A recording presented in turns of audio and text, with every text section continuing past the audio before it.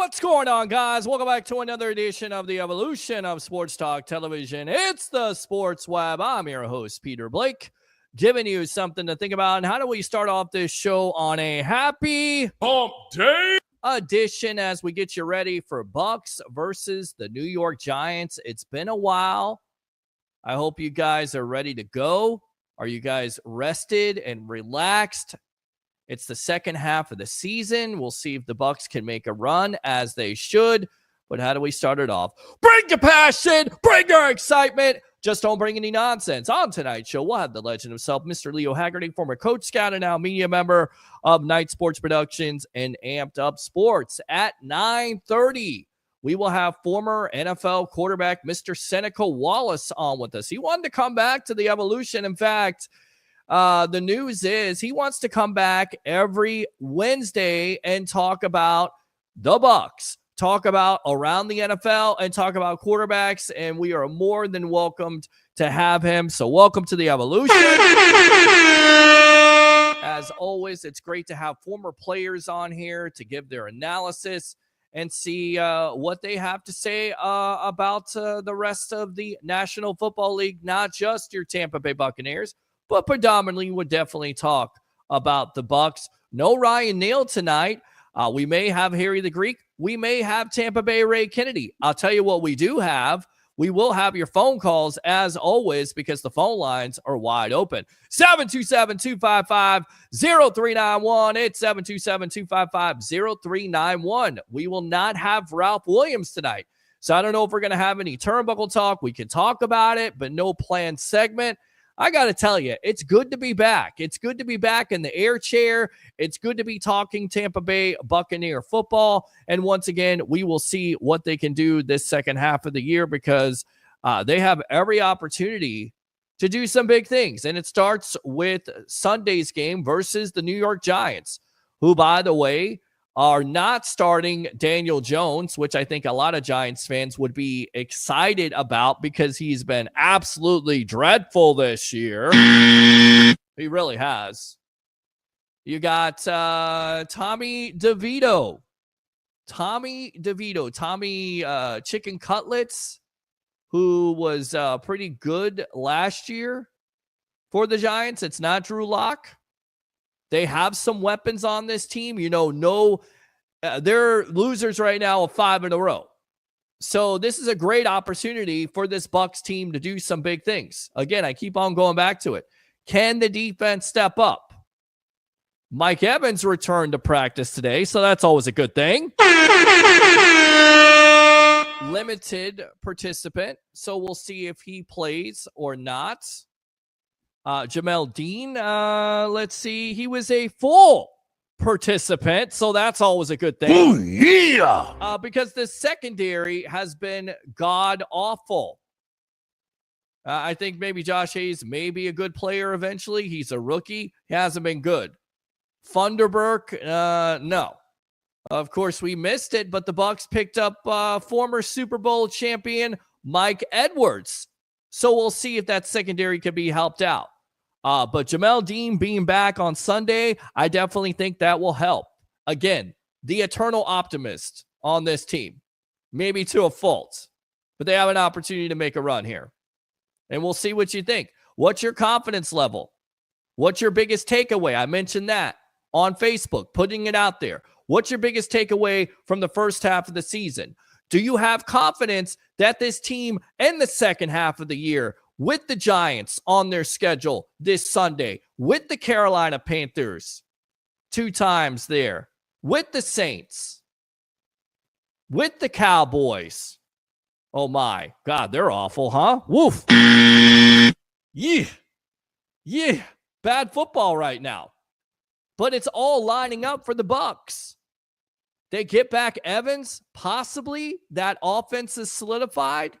The offense hasn't been the problem. I know there's fans out there who still think, Baker Mayfield is the problem. I hate to tell you, but you're completely wrong. This guy sucks. Yeah, Baker doesn't suck. The offense hasn't sucked, even without Evans and Godwin. K-Dotton stepping up. Wide receivers, not so much. Not so much.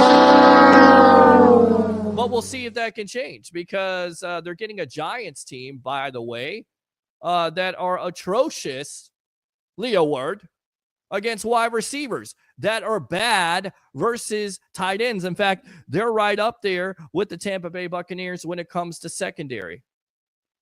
But they can rush the passer. That's the scary thing. And this offensive line better be on it this week to protect Baker Mayfield. Because you have Brian Burns. You have, I want to make sure I get his name right. Ojulari. That would be one. And then you also have Dexter Lawrence in that interior line. So the interior line, once again, is being put on notice. Graham Barton, I'm looking at you as a rookie who's been phenomenal for this team. Absolutely. But he's had his moments. Hopefully he doesn't have those moments. But the offense hasn't been the problem. The defense has been the problem, which is my next question for the night. Besides Vita Vea, can somebody step up in the second half of the year? Can somebody become a double-digit sacker like a Yaya Diaby, like a JTS? Maybe a Kalijah Cansey. What's your confidence level in that? 727-255-0391. It's 727-255-0391. Also want to put this out there because he's a big part of the show and has been a big part of the show. The history. If you know my father, it was the anniversary of his death yesterday. I appreciate all the condolences, and it's still hard to talk about, even 8 years, because, every year Thanksgiving comes, I start to think about it, because Thanksgiving was, me and my father's deal, where you sit down, you watch football, you get ready, you be thankful. I was definitely thankful for him. Being a great father, being a great role model, being a great provider, and also being a founding father of the sports web, which I take very seriously. The greatest caller of all time, and Rich from Clearwater, meant a lot for me. Damn it, cancer sucks.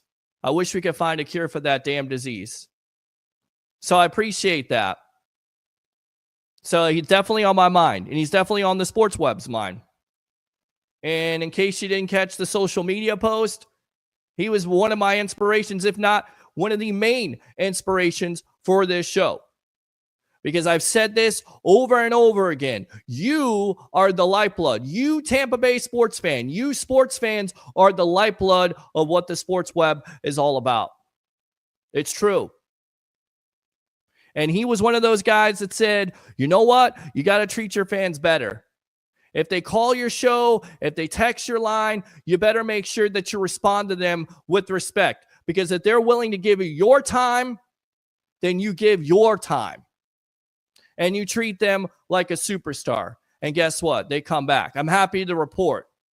We've got new 300,000 views, according to Facebook, in the last 20 friggin' 8 days. That's not just me. That's Harry the Greek. That's Leo Haggerty. That's Seneca Wallace. That's Ray Kennedy. That's TJ Reeves. That's JP Peterson. That is all the people that are associated with the sports web. And it is you, the webheads, that make this deal happen. I'm very happy. I'm very satisfied. I shouldn't say satisfied because I'm never satisfied. That's what my dad taught me. Never be satisfied. Always stay hungry. And when you get too big for yourself, he would say, you got nothing. So if you knew my father, you want to share a memory, that includes family out there because I know family's watching. They're always watching. Everybody's always watching here, the sports web. Feel free to call the phone line. 727-255-0391. It's 727-255-0391. It's guys like Ben Cornett. It's guys like Eric. It's guys like Christopher Cole. It's the Green Queen herself who tunes in. It's KR.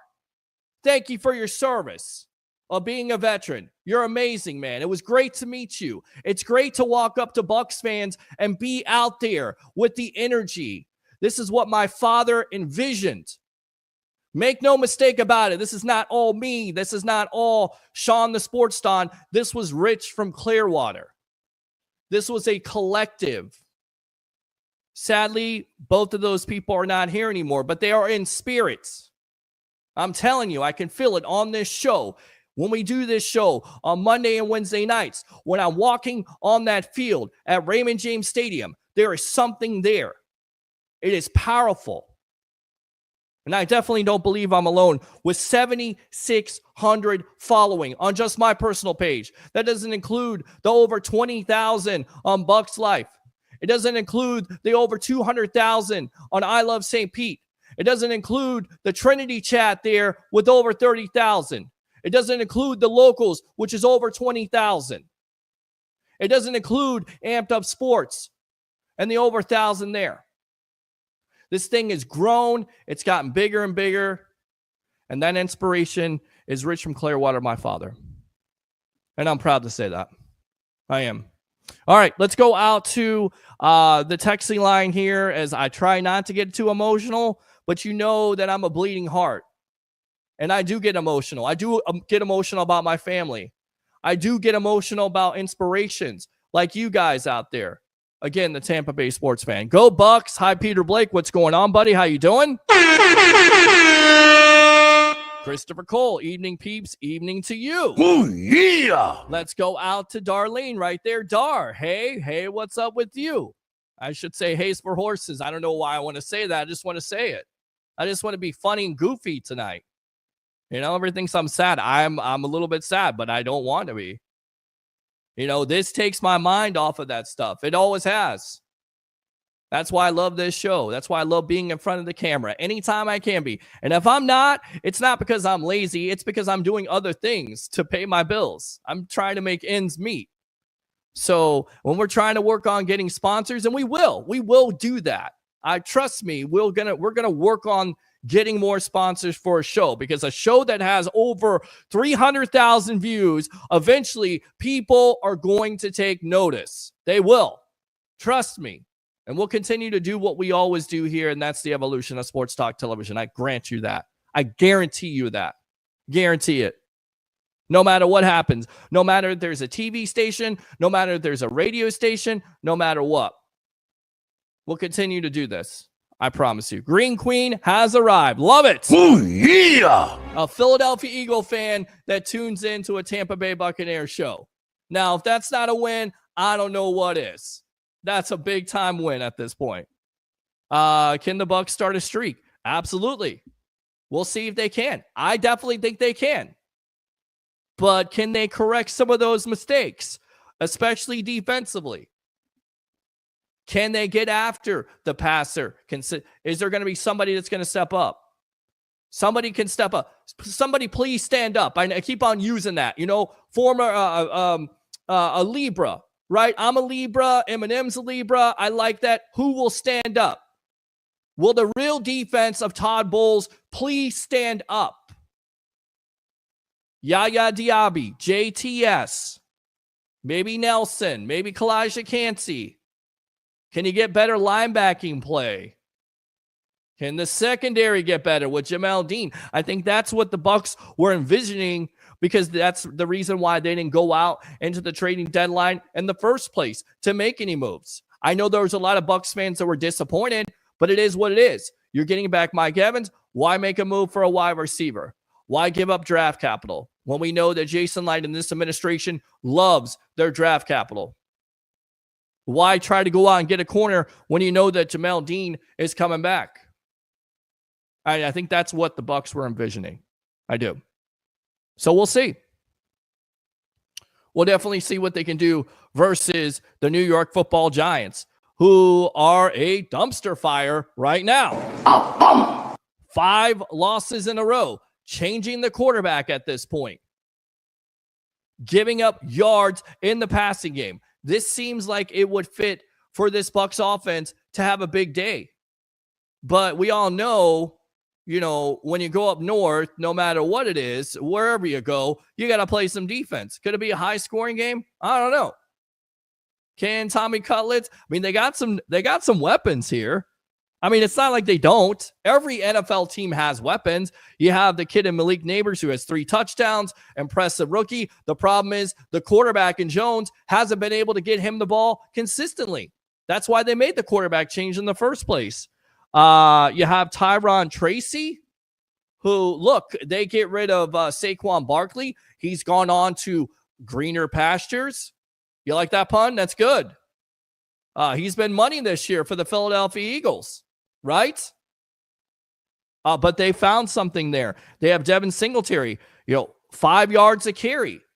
Where's that run defense? We talk about the pass defense not being good, but where's the run defense? Can they shut down this Giants rushing game? That would be nice. I guess my question for the night, do you have confidence in this defense going forward? Or are some of you Bucs fans ready just to fire Todd Bowles? 727-255-0391. It's 727-255-0391. Also on Instagram Live, YouTube, like and subscribe there. Of course, I would be remiss not to say this because I always post it on there, thesportsweb.live. Get all the great content provided by Amped Up Sports. And also go to all your podcast needs there. Apple, Spotify, we're right there also. So if you don't want to necessarily see my face or, as my father would say, see my forehead crinkle up like a Klingon. Yes, a Klingon. My dad was a big-time Star Trek fan. Big-time Star Wars fan, too. We used to play Darth Vader all the time when he came on. Yep. Klingon. Because sometimes I get real emotional. If you don't want to see my face, like and subscribe to those podcasts on those great platforms. We're continuing to read these comments, and I'll get my co-host on, Mr. Greek himself, Mr. Harry the Greek. We'll see how he is doing with his picks for the year. Although the Chicago Bears find a way to lose to the Green Bay sucks, but not against the Bears. I feel bad because I was talking to him, trying to make a deal for a car. We can get into that too if you want to. God, what a disaster that was. When things are going to go bad when it comes down, and we'll get back to, and Christopher, I know you're going to talk about the Rays because that's the other situation that we can definitely get into tonight. But if you want to know the biggest red flag, probably the biggest red flag is that Bucs red flag by $1.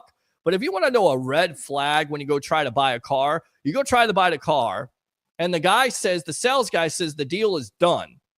And you travel all the way to Orlando, guys. All right? And I drag my mom with me because I'm like, okay, I'm going to pick up this car. I don't want to deliver it. I want you to come and help me out, be good luck and whatever else, and drive 2.5 hours with I-4 traffic, with 2 accidents on the way. And it just seemed like it was not going to happen. But somehow, some way, we make it to this car dealership, and we get there after, having my heart set on getting this car, this Tesla, red 2022 Tesla with 30,000 miles. And what did they say when I arrived there? We don't know where the car's at.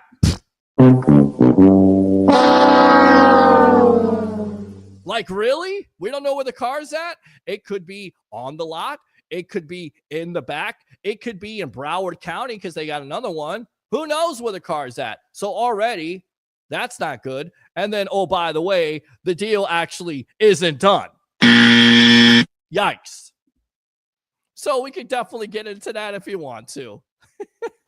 What a waste of a day on a Sunday. I mean, I'm supposed to have off. I'm supposed to be resting and relaxing and watching football. And instead, I'm stuck in Orlando dealing with absolute friggin' idiots. Absolutely ridiculous. All right, so let's go out to Christopher Cole, and then we'll get out to Harry. Sorry, I had to go there. You know me. I had to vent a little bit. Like, how do you not know where the damn car is? How do you not know the details if you sell a car? That's like me coming on this broadcast and saying, you know what? I'm just going to fake it until I make it. I'm not going to know anything that I'm talking about. And, more than likely, a lot of people think that anyway when I'm on this show. But that's not true. We do research, lots of research in a production meeting beforehand. I don't know how long that production meeting is, but it's a production meeting. Ray's already cutting payroll. Jose Siri, goodbye. See you later. You're now a New York Met. Eric says, do you guys like Bucs chances this week against the Giants? Bucs season starts now. Let's go out to Shooter and Stash. Got to get you on to talk hockey. Great win by the Tampa Bay Lightning last night. That was good, huh? 3-2 over Pittsburgh. Oh, yeah. Absolutely. Sports Web. Yes, sir. Thank you, Eric. Road to the playoffs for the Bucs. Giovanni, thank you, Rays, for having me as a diehard fan. And thank you, Stuart Sternberg, for everything. In the Rays fans, it's bittersweet to say goodbye. I will be with Bucs fans. I think a lot of that is Stu Sternberg and ownership. But again, both of those entities, if you will, tussling over getting bonds done, getting the deal done. And once again, as I've said on this show over and over again, being through the stadium drama as the days of our lives sands through the hourglass until the shovel is in the ground, it is not a done deal. And obviously it's not. Giovanni, hang in there. Good evening, Peter. Good evening to you. Oh, yeah. Let's go out to Eric. We say Tampa. You say Bay. Absolutely. Who's with us? Absolutely with you. Giovanni, I'll be with What the Buck Really Matters. Crew, family. Love it, Giovanni. Awesome. Oh, yeah. Evening, Peter and crew. Go Bucks. Go Bucks. How about them Bucks, Go baby? Bucks. Go Bucks. There we go, right there. We're revved up. So happy the Bucs are getting healthy finally. It's nice. The injury bug, knock on wood. Can we not have any more injuries? Thank you very much, football gods. The Rays are a mess, Peter. They are. Dean back too. Ben Cornett, great stuff as always. Peter H. Blake, thank you. Thank you, Peter, and happy heavenly birthday to your pops. Not his birthday, but the anniversary he passed away. We all celebrate 2 days. His birthday, March 4th, which I'll never forget. And then, of course, his passing, which again is inspiration to the show. Listening from California, PB, always bringing the fire. Appreciate that, my friend. Yeah. Ben LFG, this week is ours. Christopher Cole, cancer sucks. It does. Let's find a damn cure for this disease. Can we? Can we not? I lost Sean. I lost my father. I lost 2 grandmas. I know there's people out there, countless people who have lost family members to this terrible disease. Can we find a cure for it? I agree with you. Dar, Libra, that's right. Absolutely. Eric, Bucks 4 losses in a row. Absolutely. Christopher Cole, Rogers has destroyed the Jets. He has been, by the way, salt and pepper beards equal ratings. Absolutely. KR, the Bears, yikes. KR again. We got Aaron Rodgers being franchise killer. And Cole, dude, I'm so happy for your hard work. Way to go, bud. Red flags. I thought you were going to give me relationship advice. Oh, well, go Bucks, go Bolts, go Rays for as long as they stick around anyway. Listen, I'm not giving anybody relationship advice, but, this situation with the car dealership was probably worse than any relationship I ever had. With that being said, let's go ahead and get the man on. Here we go. Let's go out to the Greek himself, Mr. Harry the Greek, who we were on together during the Bears game. I was telling you about the debacle that was trying to get a new car and telling you, Harry, I just got here after 2.5 hours and they didn't have the car. I don't know what it is. They don't know where it is. And I'll give everybody the rundown. Pete's telling me about his car. The Bears are driving downfield with Caleb Williams. He makes 2 phenomenal plays after taking back-to-back sacks. And Pete's trying to tell me about a car, and I'm like, Pete, hang on. They're trying to kick a field goal here. Pete, they're trying to kick. But let me tell you about this car, Pete. They're trying. Shut up, Pete. Hold on, Pete. Oh my God. All right, Pete, go ahead and tell me as I'm sitting there drinking my 10-year-old, bourbon. Listen to you, 10-year-old bourbon. What's that taste like? What's the difference between a 10-year-old bourbon and it's bourbon? The name of the bourbon is called Eagle Rare. Eagle Rare. Eagle Rare. This is a really, really, really nice high-end type of bourbon. I really enjoy it. Okay. It's almost up there with my Wellers that I like. Peerless. Peerless is another really good type of bourbon that Right. I'll enjoy. Not to be confused with Peerless Price, who is a Florida State killer for the Tennessee Volunteers in the national championship game, and also the Buffalo Bills. But I didn't think about that right when you said Peerless. So No, just not at all, man. no, I'm sorry about the car. Yeah, man, it didn't work out very well at all. No, it didn't. No, it didn't. It worked out about as good as that field goal. Which we could start out with. What the hell happened on that situation? And then they come back this week. I mean, what's the rundown? Give me it. Look, I'm going to tell you exactly what happened. You don't have to go to a full screen. Please don't. We can still stay dual screen. Okay. I like looking at you when I'm talking to you like that. Okay, good.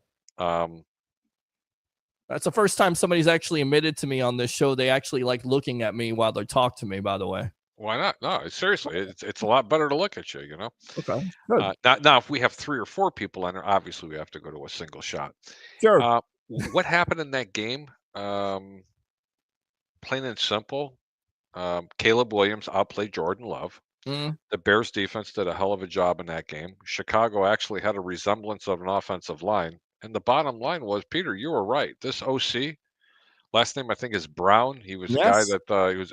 What a huge, huge difference it is when you simplify a playbook and you give it to the quarterback and said, "Now look, if the first and second read isn't there, take off." Guess what happens? I mean, you keep defenses off balance.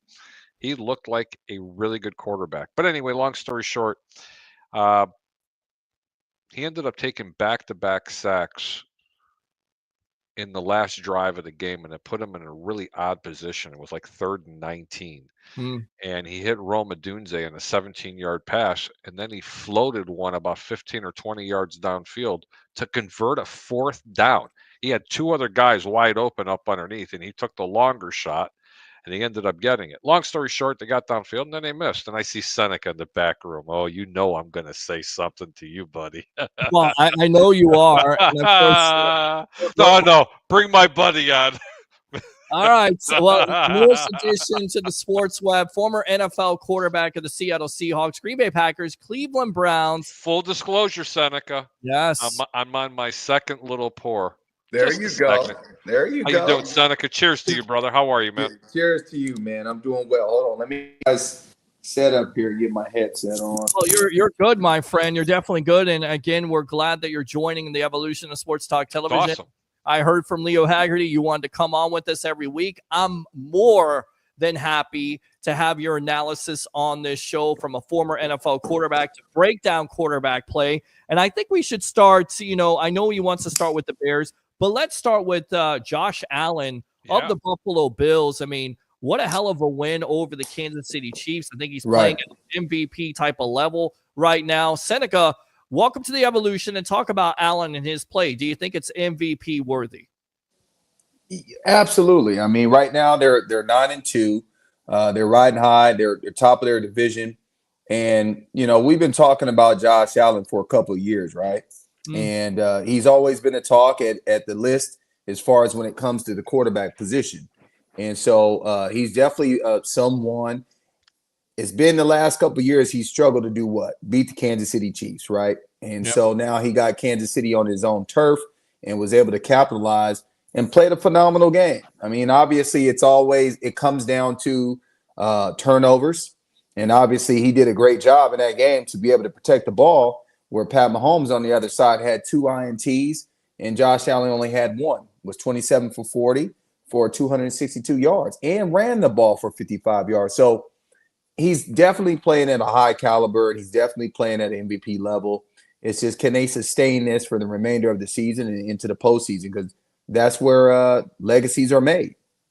Absolutely correct. And you're absolutely right about that. I just want to say this. Are you surprised that he's played this well? I'm really not, because Stephon Diggs, as talented of a wide receiver that he is, it seems like, the last couple years he was not really interested in being there. Right. The offense was not the focal point around him. So, talk about that. Have you ever had the deal, or have you ever witnessed where a quarterback and a wide receiver, not necessarily they don't have the chemistry, and it's taken away from the offense because that wide receiver has to be the focal point? Right. And that's kind of the way the league is, right? I mean, you're going to have your superstars, and your superstars are going to demand the ball. The offensive coordinator is going to have to put the ball in his hands and be creative, as we talked about last week. And so with Josh Allen, he's somebody who is creative on his own.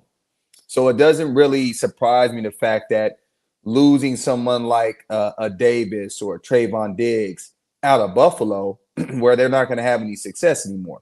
He's a guy, like I just mentioned, who carried the ball 12 times and ran it for 55 yards. So to me, he's kind of like the new Cam Newton in a sense of what Cam Newton was able to do with his receivers and his offense. And so, you know, he's a talented, big guy. And yes, I've been around situations where, you know, you have, you know, a star receiver, you have a star quarterback, and you got to try to find ways for them to mesh. And that's kind of part of the job as a quarterback, is to make sure that he's getting everybody involved, from the running backs to the receivers to the tight ends, and making sure he keeps that team chemistry going. And that's just part of it. And so we all know the side of business always gets involved, and they moved on and they got to regroup. And like I said, he's that type of quarterback, and has been in the league long enough. He's a blue collar quarterback, fits the mold of Buffalo. And he always just comes to work. We saw how he showed up with shorts and or sweats in a t-shirt on game day. So he just loves ball from Wyoming, and it doesn't surprise me that he's having this success. Harry, go ahead. You know, I got to tell you, man, those are some really, really great points. And I have to tell you right now, when I'm wrong, the Greeks got to admit that he's wrong. In the preseason and prior to the season run, like I said, Buffalo was going to struggle on offense this year. I'll tell you what, Josh Allen has really made me a believer. He really, I mean, great comparison, you know, when you're talking about one with Cam Newton and everything, you know, Seneca. But I got to tell you, man, his accuracy is a little bit better than Cam Newton. No doubt. And my God, it's the way he's releasing the ball. And I'll tell you what, Seneca, that was my game of the week, and I gave it out. And I gave it out on ESPN radio, that I honestly thought that the Buffalo Bills, and I think I talked about it here right on the Sports Web as well, that they were an underdog at that time. And I says, don't even play them against the spread. This team is winning the game outright. You know, Kansas City, look, great football team. They have some holes. You see it just as well as I do. But let me tell you something, Buffalo, you're right. I hope they didn't peak at the wrong time of the season, but if they can continue this trajectory the way they're playing, they're the team to beat in the AFC, and it's not even close. Right. And that's including Baltimore. Right. No, I mean, I agree with you, Greek. I mean, you said it.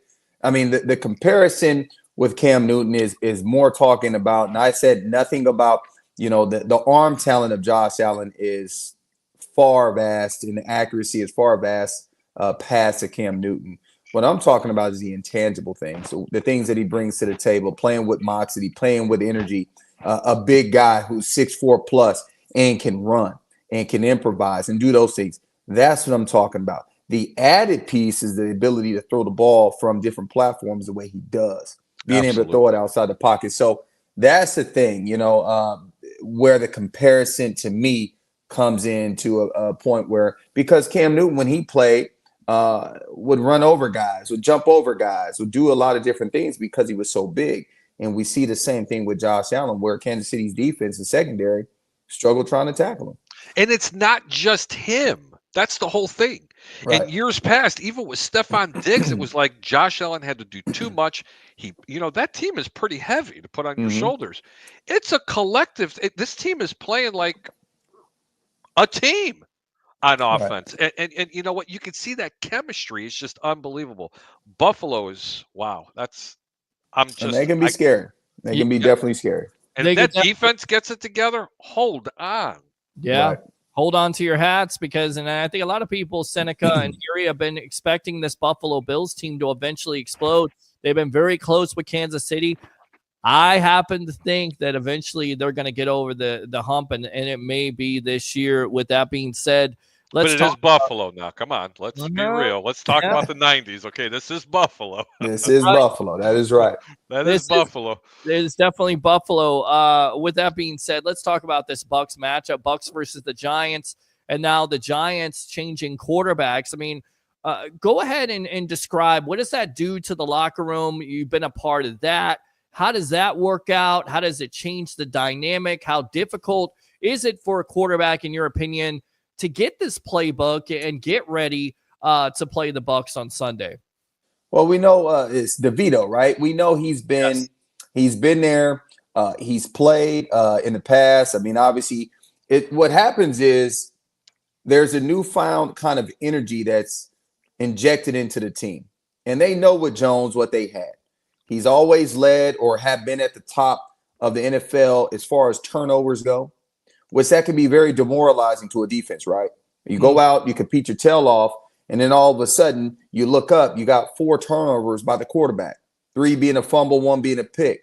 And that's hard to overcome for any team, regardless of how you look at it. It could be Pat Mahomes. It's hard to go on the road in Buffalo if you don't protect the ball. So, I think we're going to see maybe this New York Giants team, if they can allow themselves right now, I know they're 2-8, but if they can allow themselves to go in there and compete and protect the football, that's always been their hardest thing to do. Their defense has always kind of been there. Yeah, obviously their run game has to pick it up, but most importantly, you have to protect the football. And if he can go in there and protect the football, obviously we know that they're moving on from Jones after this year. They have to. And so, going against the Tampa Bay Buccaneers, who are 4-6, they need this win. I think right now I have to go with Tampa Bay in this situation, even though you got a new quarterback rolling in for the Giants. I just think collectively, I think if those pieces for the Tampa Bay Buccaneers can just finally just put one together and finish the game, I got the Bucs winning this game. Love it. Love the response there. We're on with former NFL quarterback, Mr. Seneca Wallace on the Evolution. I'm your host, Peter Blake, along with the professional handicapper extraordinaire of this show, Mr. Harry the Greek. Stop. Yeah, absolutely, my friend. The record, the record doesn't lie, man. You're doing great. I know you've done great the last couple of years. We'll definitely discuss that. With that being said, Daniel Jones, talk about that situation. Is this on Jones, or is it on the failure of the Giants organization to not provide him with the offensive line early in his career? And Seneca, we know this all too well. Constant coaching changes, general manager changes, not having the offensive line, not having the running back. Have the Giants, in your opinion, done a disservice to Jones in his career? Absolutely. Absolutely. I mean, it always starts at the top, right? I mean, if you don't put, and we talked about this before, if you don't put the right type of pieces around a quarterback that has some things that they're missing in their game, some holes in their game. And that might be from a mental standpoint. That might be from a physical standpoint. How can we get our guy who we paid and drafted in the first round an opportunity to have a long career? How do we do that? Well, it starts with the top. I've always got told this when I was with Seattle for Mike Holmgren. He said, well, look, it's not about me. It's about the people collectively above me, the GM and the owner, all being on the same page. And we saw that with the New York Jets, right? I mean, you got the owner coming in and just firing guys for no, it can be warranted from his eyes. But at the same time, if no one really knows what's going on in his head and he decides to come in and he fires Salo just off the rip, and then he comes in and I'm cutting this guy or I'm benching this guy, it's just not a good look, and it tears away from the chemistry. And guys know this. Guys have been playing this game for a long time. Now they're getting paid millions of dollars to do it. And when it starts at the top and that organization is very transparent in what they're doing and trying to make sure they're making moves, as we know, even with the Dallas Cowboys, we saw it in the offseason. We could see the fact that probably wasn't going to be a good season for them because they didn't go out and make any moves. They lost some players, but they didn't retain anybody or bring anybody in. And Preach. You're seeing that with the Giants. And so I'm not putting it all on him. Jones obviously has to go out and perform at a high level. But at the same time, if you don't put those right pieces around him, the right offensive line to help protect and minimize those mistakes that he has had over the course of his career, you're doing him a disservice. So to me, I would have to put that on the upper management, GM, and ownership. Sonic, I got to chime in. This is a good case. And is it after 10 yet? No, but I'm going to say something. This is a case what the New York Giants did. In my opinion, this is not your view. So people, please do not send him hate mail. This is the situation where someone's ass overrode their mouth, because the New York Giants should have drafted a quarterback this year with one of the 5 that were taken, in the first 10 or 12 picks. It was something ridiculous. Correct. Okay. But they had committed to Daniel Jones because of this. The money. They know it's not going to work out. This man got paid when they made that contract to him. Seneca, please, I gotta hear you. What would you have made? When I was playing? No, for real. I mean, honest to God. I mean, could you imagine that kind of contract? Look, and this is the thing. There's so many. There's good quality quarterbacks, but if you go down the list, I talked to some people about this in the past. You know, when I was playing, there was good quality Hall of Fame quarterbacks that were playing at a high level, and we knew they were going to be Hall of Fame quarterbacks. If you look at the list and you go down the list of quarterbacks now that are playing throughout the National Football League, you don't have a lot. And so the Giants probably are thinking the fact that we have a guy that has been dependable from a standpoint of being healthy. He's been available for us. Do we decide?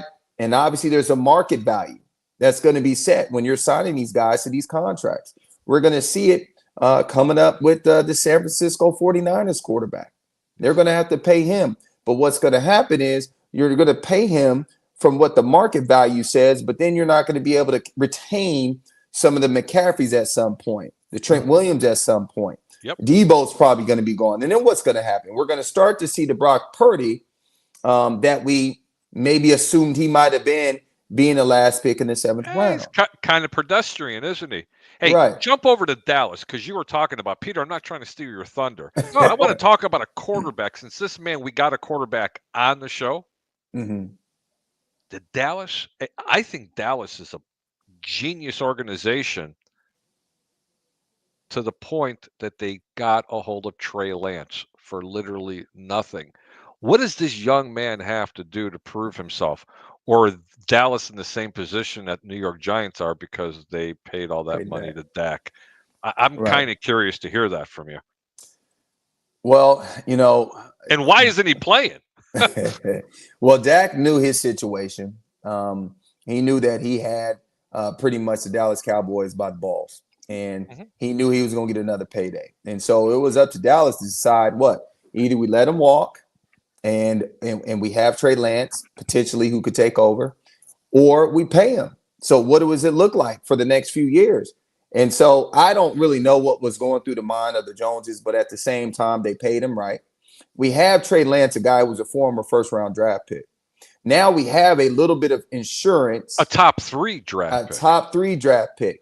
And I want to say at some point, if I'm playing GM, I know I have this guy in my back pocket. Now I can use him. I don't need to expose him. It's kind of as if we're playing in the preseason and I'm not throwing him out there just because I want to kind of stash him away. Yeah, every other 31 teams know that I got this guy sitting on the bench. But at the same time, do I play Cooper Rush? I paid him to be the backup. And I understand where our season is. We're 3-7. We don't have a lot of good pieces. Or do I save what I have in Trey Lance? Potentially, if whatever happens coming up at the end of this season and I decide that I can use him for leverage, or I could decide to maybe move on. But again, they've been talking about this on First Take. There's so much money tied up in Dak. I don't know if another team out there would want to take on that type of responsibility. Now, but I have Trey Lance sitting where I could maybe potentially get something really good for him because he was a top 3 first-round draft pick. Look, Seneca, I get it. A lot of quarterbacks want to get paid because the market, it gives you the opportunity. But do you kind of believe in what Tom Brady did with the Brady blueprint? Take less so my team can compete more. Why don't more teams or more quarterbacks, if you will, follow that blueprint? I get it. Everybody wants to get paid. But at the end of the day, Brady definitely made lots of money. And then on top of it, got lots of championships, gave his team that opportunity to be competitive consistently. Why don't what more a great system to be in? No, it's you hit it on the head. I mean, what a great system, man. Belichick, the Patriots, that defense, control the football. In the beginning, he wasn't a risk taker, Pete. Tom Brady was a game manager. That's exactly what he was. You ran the football, you played defense, you grabbed those safeties up into the box, you hit the tight end up in the middle. I mean, come on, man. And then he developed to be the GOAT that you do see today. But please spare me on that when you're saying, when you were just saying that man was a game manager when he came in the league. Seneca, No, I mean, I agree. Look, me and Tom Brady share the same agent. Our agent's based out of LA. His name is Don Yee. Known him since I was a junior in college. And Don always went after those guys that were diamonds in the rough, guys who had a lot of potential, maybe not high on a lot of people's draft boards, but they saw something in a lot of his clients. And one of the things that they did with Tom Brady, and not really what they did, but what the organization did in New England, was the fact that, you know, we're here to win championships. How are we going to win championships? When I was in Green Bay, they always had a pie that they would put up at the beginning of the season, and it would show actually the salary cap of all the players on our football team. And when you looked at that, it actually would tell a great story where you had Aaron Rodgers, we had Clay Matthews. They almost took up 65, 70% of the cap. Yeah. So you weren't Really? able to go out. Yes. I mean, it wasn't just him. You had Jennings, or no, we had Jordy Nelson, and I think we had James Jones. And those guys really took up a majority of the money. And so when you do that, what are you going to do to the rest of the other positions? You're not going to get quality help. So in New England, what they did was the fact, and obviously, as we know, what comes with winning championships? It's going to be coming with more money off the field.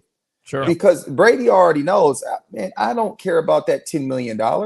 I can go do an appearance for 30 minutes and make $2 million. Correct. If I got all these rings, right? And so for him, their philosophy was like, we want to win championships. We don't care about nothing else. Let's win championships. How are we going to do that? Well, Brady, you can't be the highest paid quarterback in the National Football League. You probably be top 10, but at the end of the day, with your name and your brand, you're going to go out and make more money than you probably would do playing. That's and true. So that was one of the biggest things and takeaways for me when I saw that in Green Bay. And then obviously me knowing, Brady and obviously having the same agent, they didn't market him. He had his own marketing team, but at the same time, Brady knew his net worth outside of football. I know if I win championships, that's the biggest thing. He is one of the biggest guys that I know who is the biggest competitor of any sport with not any major gifts. And when I say gifts, God-given ability. This is just a guy who worked hard, who was a late draft pick, who knew he had to, every time he came to work, he had to prove everybody wrong. And that's how he approached the game day in and day out. And he just happened to be to the best organization that understood how to win championships and build within. Well, I tell you right now, let's go ahead and go out to this guy because he's another co-host on this show. He's a legend, former Coach Scout and now media member of Night Sports Productions and Amped Up Sports, Leo Haggerty. Here we go.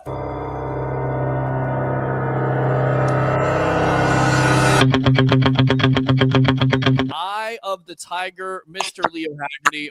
There he is. Of Sports Talk Television on Seneca Wallace, former NFL quarterback. Of course, Harry Freak. How are you doing tonight, my friend? Well, I feel like the club.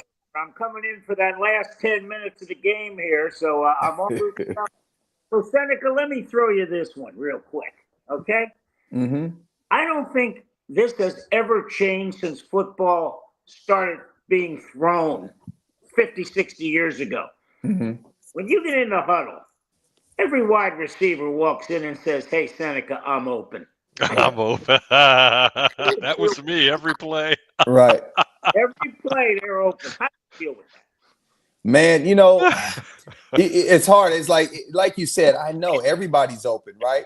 And like I said, every quarterback is a glorified game manager, right? You're going to get asked these questions. You're getting questions left and right as you're trying to spit out a play. You shift to change left slot, sprint right, GU corner, halfback flat. Hey, man, look for me backside. I'm open, right? But your job is to do what? I have to make sure, yes, if my progression takes me there and it takes me to my number one read as an offensive play caller now, right? Like we talked about, I'm going to call my plays to create the matchups. Now, as I study my playbook throughout the week, I understand from that offensive coordinator's perspective where he wants to go with the ball. So now all I got to do is make sure that coverage is what I need. And if Diggs is one-on-one, I'm throwing the ball. And usually you just have to make sure because you don't want to get to a point, right, where Caleb Williams is force-feeding the ball to Keenan Allen or DJ Moore and these guys, right? I still have to play the position. I still have to be a manager. So I'm just saying. But you got to be able to do those things, and then when you understand that, and you can kind of compartmentalize. All right, well, hey, I know this guy wants the ball, Leo, but at the same time, I have to play it out. I got to see it with my eyes, and my feet got to match up, and I got to take it there. I have a question for you, and this is when you actually played. Throw one more in. Oh, go ahead. Sorry, Leo. Yeah, one more real quick. Seneca, when you first got into the league and the time you were in, I believe that's the time that defensive coordinators really started taking chances. Mm-hmm. What I mean by that is they would show you a look, and then they would change it after the snap. There's a guy open, but they're saying, my guy's going to get to you before you get to that in your progression. Is that a safe assessment to make? Absolutely, that is. I mean, there's a what we call, Leos, there's a pre-snap read and there's a post-read, right? Your pre-snap read is going to tell me, all right, I got double A-gap pressure from both mugging linebackers. All of a sudden now, all right, I'm anticipating because everybody's walking up and they're about 8 yards from the line of scrimmage that I might get a cover zero blitz. And then all of a sudden, they bail out of there. And then they give you some type of fire zone. So that's the post-snap read. And that's when my post-snap read, my pre-snap read might have told me Diggs was going to be one-on-one for a touchdown. And then all of a sudden, they spin coverage, and now I'm getting a cover 2 look over Diggs. And so that's why you have to play the game with your eyes. You got to do your homework before the snap. And then that's way you can take you through your progression and get to the right receiver. All right, let's talk about Mike. I know, Harry, you got a question, but I want to ask this really quick, and then we'll go out to you, Harry. Talk about the impact of Mike Evans on this Buccaneer offense, and what it would be like to play with Evans as a wide receiver, because he's 6'5", 6'6". He's got a wingspan, catch radius. He's consistent, great route runner. I mean, talk about Mr. Mike Evans for a moment there, Seneca. Well, I mean, he's your constant pro. He's the receiver that you want in your locker room. He's a receiver that's going to be dependable. And what he is a guy that you already know where he's going to be. He's a quarterback security blanket, right? And when you have guys like him and an organization like we talked about that understands everything that this guy has given to the game of football, he's the guy that you want in your huddle. When you're down 6 and you got to go down and score, he's the type of receiver that you want. I mean, there's a reason why he's going to probably be a first ballot Hall of Famer because of the body of work that he's done over a long period of time. And so that's why everybody just speaks highly of this guy. And that's the reason why Baker Mayfield needs him back in the huddle. He's a guy that you understand that, look, he's going to bring his lunch pail to work. He's going to be a guy that's going to always be there. He's going to be a guy that, regardless what's going on in the locker room, and there's some disgruntled players, he's going to make sure that he keeps that nucleus together, because you could tell that from just the way he carries himself. Have I ever met him? No. But I understand that there's a reason why he's had the longevity of his career in Tampa Bay. Harry, go ahead. You want to finish off here? Absolutely. Seneca, when you were playing, you're playing under Mike Holmgren. Mm-hmm. You're up under center. You don't like what you're seeing. You're changing the play at the line of scrimmage. Take me through something that you did. Oh, yeah, you know where I'm going with this. Please tell me what would happen when that play did not work and you went back to that sideline. Oh, my gosh. First of all, let me just tell you this. If Mike Holmgren called, let's just say, change right 22Z in, and we knew we had Darrell Jackson at the Z, we had Sean Alexander at the back, he's swinging, and I pretty much got a speed cut. This is one of the route concepts that Jerry Rice probably caught 50% of his balls on. If I knew the fact that I went up there and for whatever reason, I changed the play, okay, and he called change right 22Z in, and I changed the play, and that play didn't happen to work, I would pretty much have to pack my bag from the sideline and walk back to the locker room, because we called him Debo for a reason. There was a reason why this 6'8" mammoth of a man made sure that, and granted, I respect him to this day for the way he demanded us. Did he allow us to actually showcase my full potential and ability? No. But he demanded us to play the position the way he thought or knew the position should have been played back then. And obviously he coached Jerry Rice, Joe Montana, Steve Young, Brett Favre, all these guys. And so I knew there was a rhyme and a reason for it. Were we more like robots in a sense when we were out there playing under his system? Yes. But he was so scarred from a lot of things that happened in Green Bay that, again, even from the simple fact of headsets going out and Brett Favre he couldn't call a West Coast play. So he said from that point on, and I can share this on another story, but we had to memorize the formations, and a lot of people didn't know that. So me and Matt would be sitting there studying. Right before we would run out of the tunnel, we'd have to study the plays, and I'm talking about a playbook that changed week to week. Stop. And I promise you. And so for real, for real. And that's kind of the way he was. And so, you wanted to go out there and lay it on the line for him. But you also knew, you were in his brain, and you had to make sure whatever he called, you knew where he actually really wanted you to end up with that ball. Peter, let me get one in for Seneca because I know it's 10 o'clock and he's got to go. Yeah.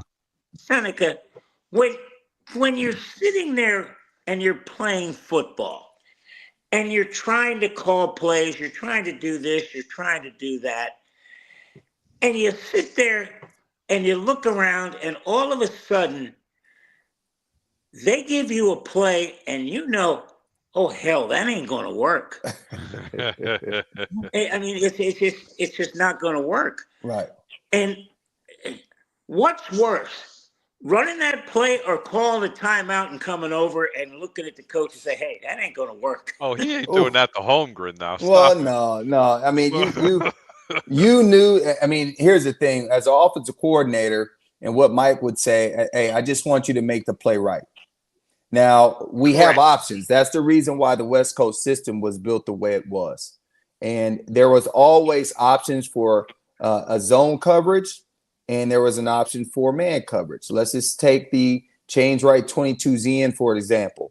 If I knew there was press coverage on Jerry Rice at the Z or Darrell Jackson, I knew that route was going to now get adjusted to a speed in or a dagger route. And so there was always options built in to the West Coast system. Our job was to make sure if I had green, right, Fox 2XY hook, and they were bringing backside pressure, I had to make a protection call and call 56. Now, what that did was just take the actual handoff fake that we had on that play off, and then it just turned it back into drop back. All the routes stayed the same. And so he didn't want to allow his quarterbacks to have the freedom to actually go up there and change a whole route concept. Now, I take it even further. And you go back to the Green Bay game when they were in the Super Bowl, when they won, and you heard Brett Favre called Casino. Now, Casino was a cover zero blitz, and they called Casino Razor or Laser or something like that back then. But that changed everybody's routes. But at the same time, in that situation, when it was cover zero and they're bringing in all out blitz more than you can actually protect, you got to get the ball out of your hand. And I've lost games to New England because of that. And I didn't make the call and thinking I can get the ball out. They hit me in the back and I fumbled it. But sometimes when it works out the way it's supposed to work out, Mike's not going to say anything. But I don't want you to go up there and have to change the whole concept that we have built in. Good point. Hey, Seneca, real quick again, one more. Here's what I think's going on in Chicago. Oh, and I can't say it's Caleb Williams. What I think's happening is he's not getting the picture he's expecting at the time he expects it. It's either he's not getting there, the receiver's not getting there, the defense is collapsing on him. I just don't think we're seeing a quarterback go back, hit his 3-step, hit his 5-step, hit his 7-step, and see a real good picture of what he's seeing at practice. Would you say that's pretty correct? Yeah, but that's why I said, I mean, it's the game right now for Caleb, and I said this last time, it still hasn't slowed down. And again, he had a different play caller in his ear against the Green Bay Packers, and they had an opportunity. What a difference. He had an opportunity. It took Green Bay having to block a field goal, but at the same time, I have to, as a play caller, and I said this before, you have to get the game to slow down in his mind. So then that way he can process the information. But the only way you can do that is you have to strain him. You got to push him enough in practice, give him all the looks that he could handle, that he's going to potentially see on Sundays. And when you do that, then you allow the real Caleb Williams to be able to showcase his ability. And, you take CJ Stroud on the other hand, you say, well, why did he have all this success his rookie year? Well, it's about timing. It's about the teams he played. It's about the play calls that were called for him. It's around his supporting cast. And when you have all these key pieces, the game will slow down vastly, really quick. But if you're not doing all these key elements, it makes the game really hard for a young rookie quarterback. Great point, but I'd love to chime in since y'all wanted to go down that rabbit hole. Yeah. Okay. Absolutely. You guys had to go down that rabbit hole, but I'm going to tell you what I've seen. The young man got sacked one time in that entire game, going up into the fourth quarter and going into that last drive. The biggest difference in that game was the play calling. They simplified the playbook. He's seen the field a lot better. He went through his progressions. 1, 2, it's not open. Let me take off with the ball, or I'm going to go ahead and throw it away. In that fourth quarter, long story short, he took 2 bad sacks. He had no choice. He was in his cadence, dropping back, first step. He's already got the kitchen sink coming at him. Sacked. Anyway, 3rd and 19, completes a 17-yarder to Roman Dunze, fellow rookie. Then he turns around and he has a wide open DJ Moore in the flat to get the first down. He decided to take the other out route, 20 yards downfield, which everybody knows is one of the most difficult throws to make because you got to avoid that DB taking that ball back 6. Gets him downfield. Proud of that young man. Completely proud of what he did. That game was a turning point for that young man's career. He outplayed Jordan Love in that game. Chicago should have won that game. They never called the penalty at the end, but I'm not a sore loser. The week prior, Seneca, Chicago got called for being on top of the center for extra point, field goal. For a field goal. And this was even more egregious. Not only was he over the top of the center, but he leveraged off the center, and they never threw the tissue. But do you know why I've got this cocktail on my hands? That draft pick is looking real pretty this year. There you go. And on that note, Seneca, any final thoughts here on the? We want to know what Seneca did, in the playoffs. How about, let's give his kids some love here. My final note is this: stay ready, so you don't have to get ready. Our biggest thing with our program right now is the fact that our kids were exposed by a quarterback who was ready for the playoffs, and our secondary got exposed. We were close in the first 6 minutes of the game, and then they continued to hammer on us. And so I'm happy the fact that my players were able to make it to the postseason. They got a little experience of that, and then hopefully we could make it back next year. But it was just like I thought. I knew Patrick Creighton's son was going to come in and pretty much air it out on us. And it was the only game that we had this year that we gave up too many explosive plays defensively. And that's hard for our team to overcome because we don't have enough offensive explosive plays in our repertoire. So we ended up losing, and now it's on the basketball, baby. Love it. I got a comment for him. Can I put it up? You don't mind. Seneca, you're going to love this. Yes. He lives in Wisconsin, but don't let that fool you. He's a Chicago Bear fan all through and through. We have hundreds of comments, but I got to bring this one up. And it says from Tom Banner, why isn't Seneca a commentator? My God, he's a million times better than Brady. You know what Seneca says? I'm his agent.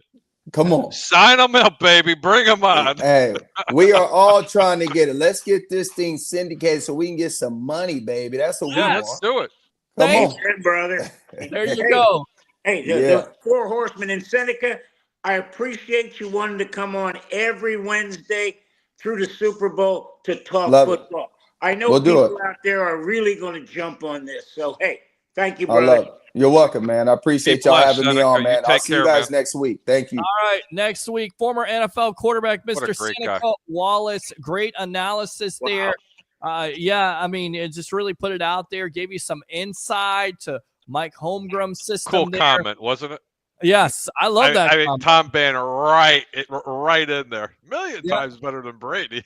Well, and then you also said this, you lost me at Green Bay. Of course, we know that Mr. Banner there is a big-time Bears fan. Let's bring it back to the Tampa Bay Buccaneers. Absolutely.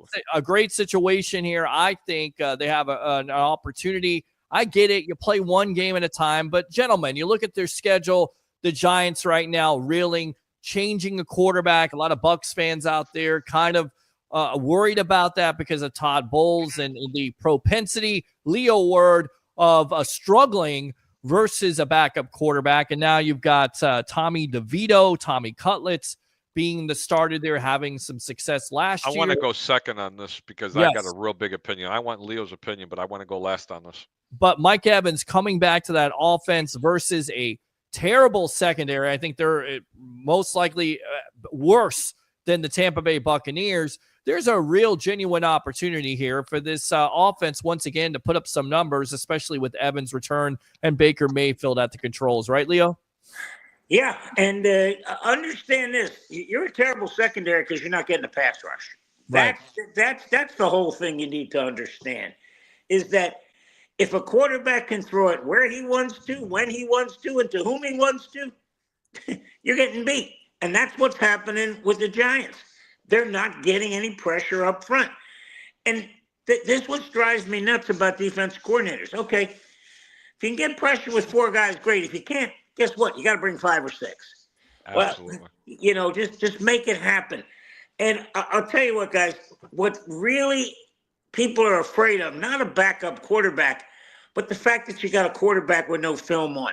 And I really wanted to ask Seneca this, and I'm going to ask him next week.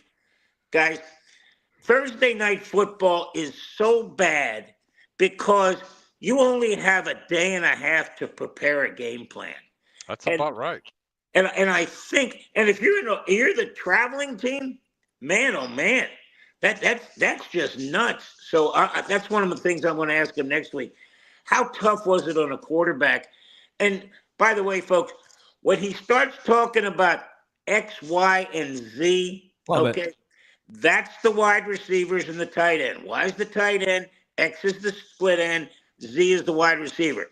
When he talks Fox and Hound, he's talking fullback, halfback. That's the nomenclature. Hey, I like that. Another Leo word. Listen to you. When you talk about the West Coast offense. And that was the nice thing about going up to NFL Films and sitting with Ron Jaworski and sitting up there and listening to quarterbacks come in and explain the West Coast offense. I'll tell you what, I sat up there for 8 hours and it seemed like 20 minutes, just basking in with Greg Cosell, Ron Jaworski, whoever they call in. I mean, we spent, this is the God's honest truth. We spent 50 minutes on one play with the San Francisco 49ers and the Green Bay Packers. That if the quarterback had another 1/10 of a second, it's a touchdown.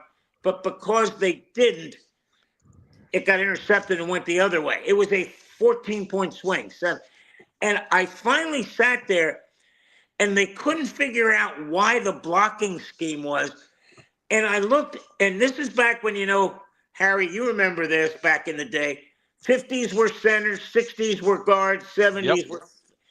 All of a sudden, I looked and I went to Ron. I said, Ron, is that a 70 playing guard? He said, yeah. I said, he had a tackle mentality. He looked outside instead of inside. Guy comes through the A-gap, bang. Ron gets on the phone and calls the San Francisco 49ers offensive coordinator. Asked him, hey, do you have a tackle plan there? And that's what happened. He said, you can't quote me, but yep, that's exactly what happened. Boy, I'll tell you what, I felt good about that. Wow, good stuff. And I tell you right now, if I got an opportunity to be up there at NFL Films, you wouldn't be able to get me out of there because I'd be picking everybody's brain. You have to order food out. I mean, you don't have to. They got food right there for you, Peter. It's still Don't tell Peter that. Well, see, there you go. I mean, but they don't have Hungry Howie's, Peter. You shut up and be quiet about Hungry Howie's. This guy sucks. All right, I'll tell you what, guys. Let's go out to the phone lines here. One of my favorite web heads. Let's go out to Mr. Curtis. Curtis, welcome to the Evolution. You're on with yours truly, along with the legend himself, Mr. Leo Haggerty, and, of course, professional handicapper extraordinaire of the evolution, Mr. Harry the Greek. How's all my brothers doing? How you guys doing? Listen, anytime we get a chance to talk football on a Wednesday night with a former NFL quarterback and he's breaking down X's and O's in the West Coast offense, I am a pig in mud. No. Guys, what I'll tell you what, just not a quarterback, a guy that got to the Super Bowl as a quarterback. Yes, absolutely. Well, I was listening to you guys. There's one thing that when I called, I know you sent me the voicemail, but I wanted to comment. You know, these quarterbacks make all this money from their contracts, but they don't even talk about the endorsements that some of these guys make. Yeah. Like some of these guys can literally live off of their endorsements. Yeah. And I tell you, I'm going to ask Seneca and maybe Leo, see if we can run this through and maybe we get some phone callers up here that have some questions for Seneca. But I just love having us on here, ask questions and him give his analysis. I don't want to take away from that, but who knows? Maybe in the future, we will definitely have phone calls. Now I got to ask you, Curtis, there's an opportunity here to make a run, and it starts on Sunday versus the New York Football Giants. Well, I was actually going to say something about that.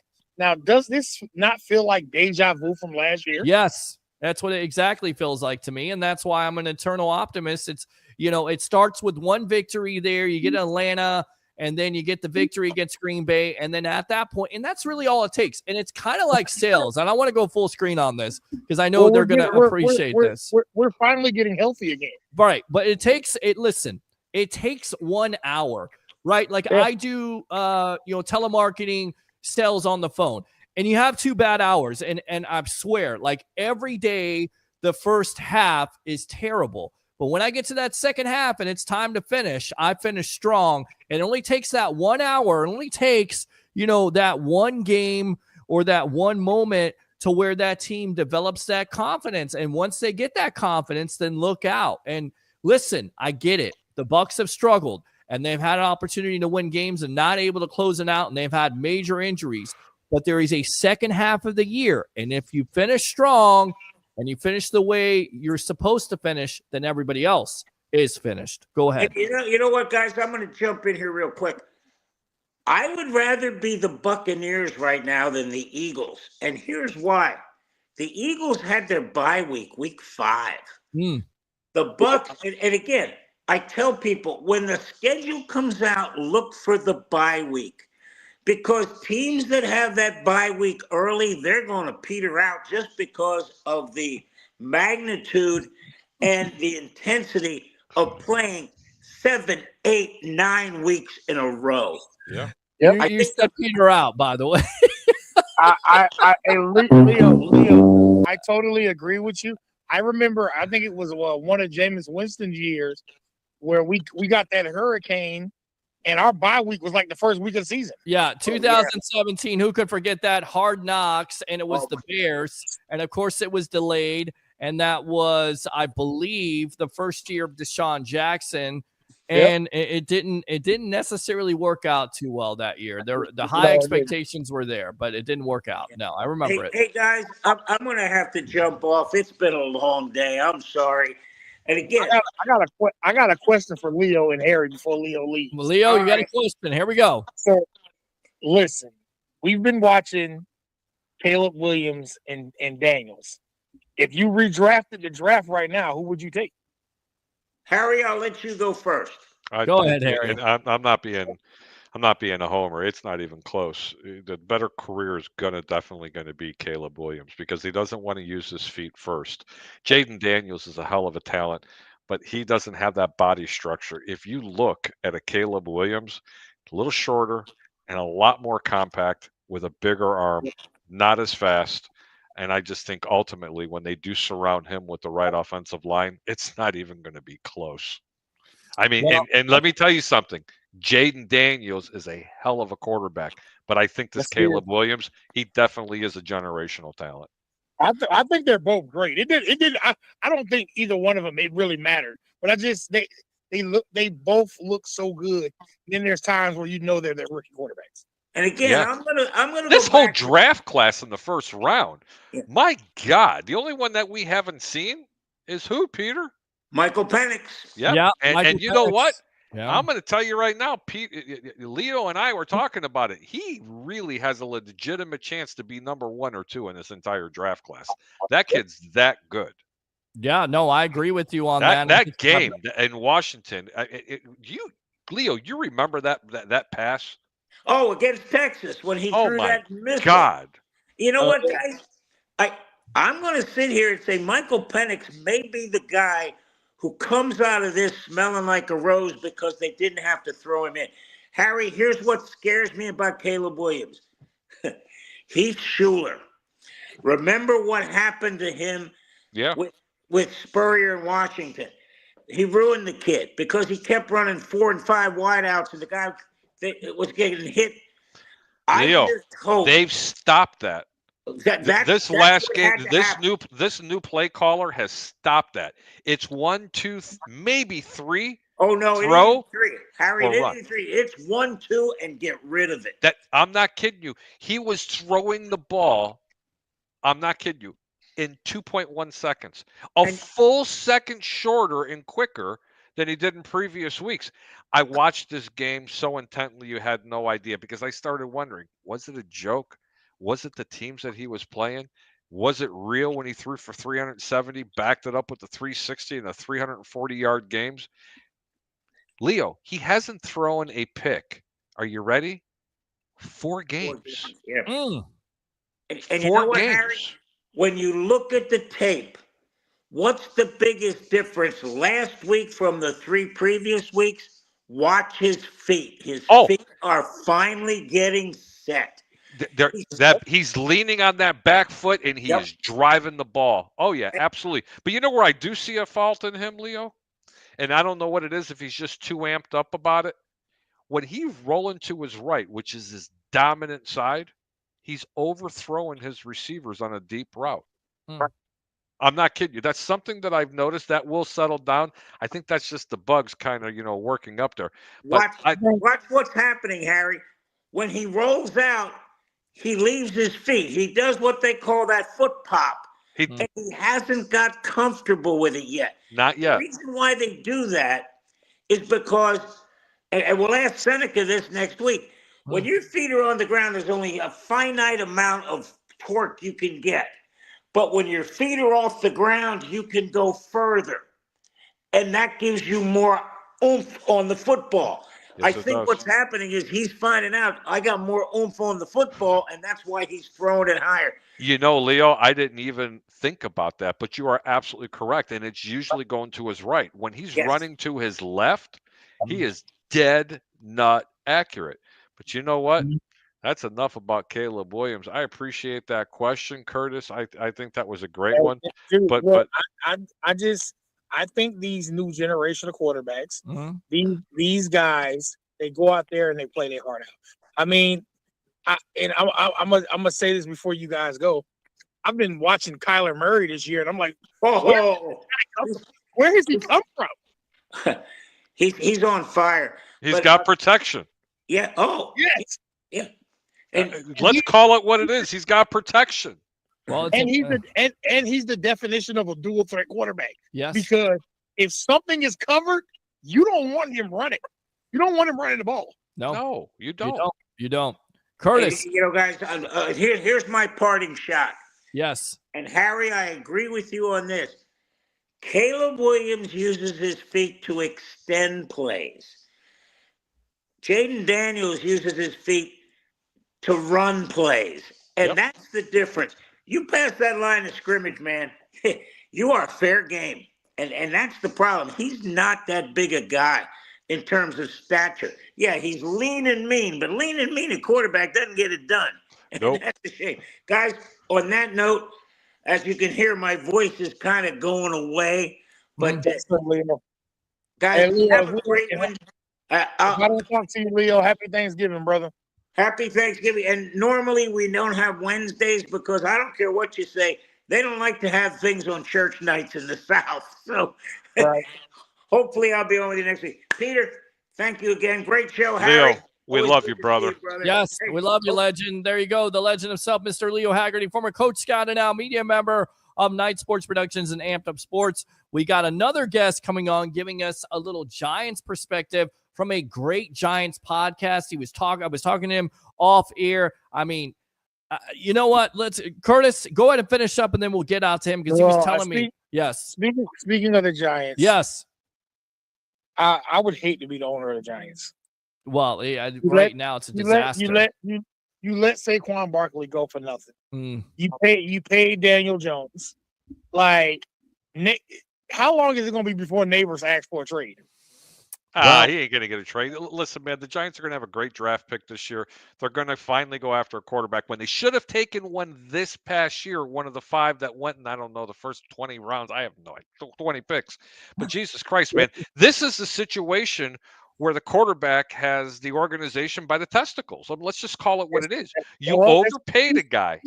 Malik Neighbors ain't going anywhere. The Giants are fine. Trust me when I tell you that. Hey, Harry, he's the New York Giants version of Dak Prescott. No. Dak Prescott's better. No, he might be better, but he still has Dallas by the testicles. Yeah, they definitely he does. And you know what? I don't mind seeing that to happen to someone in Dallas. Because I'll tell you what, God definitely doesn't like this team anymore. And listen, consequently, watching the Dallas Cowboys play offense, defense, or special teams is like getting a kick in the testicles. On that note, I mean, listen, people can say whatever they want about Baker. Yeah. Have you watched this guy with his injuries to his major players? This guy is going out there and put it all out on the line. He's a dog. Baker's bacon, bro. He's bacon. He reminds me. Listen, you want to talk about an old school quarterback? You know who he reminds me of? Brett Favre. No, even better. Believe it or not, it's a better comparison. I didn't say a better quarterback. He reminds me identical to the personality of one Jim McMahon. I knew you were going to say he wants to just hang out with his offensive linemen. He's a bunch of Grabowskis. He wants to go pound a couple of beers. And he don't care. He will stick his nose right up into the line of scrimmage and want to go tackle a defensive lineman. Now, that doesn't mean he's the smartest guy on the field. Let me be really clear. Because quarterbacks shouldn't want to be having contact with D linemen and linebackers. And stiff arm and linemen.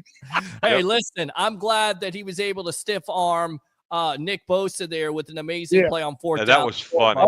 That was in the words of Jim Ross. He's as tough as a $2 steak. He really is tougher than a $2 steak. And in the words of Rick Ross, every day I'm hustling. There you go. I love that. Jim Ross, Rick Ross here on the Sports Web. Where do you get those references? Curtis, use your second call here on the Evolution, my friend. All right. We'll give it the Ric Flair. Woo! There we go right there. Good stuff. All right, bro. All right. Come on, please bring me in some dinner because I got to have this for lunch. Let's go. Listen. All right. Let's read the comments and then we'll get out to this guy right here. One of our guests. Bucs must win game. Mr. Williams says, good afternoon, bro. Well, good evening to you, my friend. Oh, yeah. It's not afternoon, but it would be nice if it were afternoon. I guess you need a 10-year-old bourbon to be a Bears fan at this point. If you're the Bears, you would have hired Harbaugh. You'll be talking about them. Fire Fluss. I agree with you on that. Fire Flus, whatever. Seneca is outstanding. Thank you, Cole. Appreciate you, CSB brother, right there. Drake says here, thank you for being here. Oh, yeah. He's right. Up there with the legend Mike North. That was sweet. Tom again, but bet Seneca doesn't put ketchup on his hot dogs, Pete.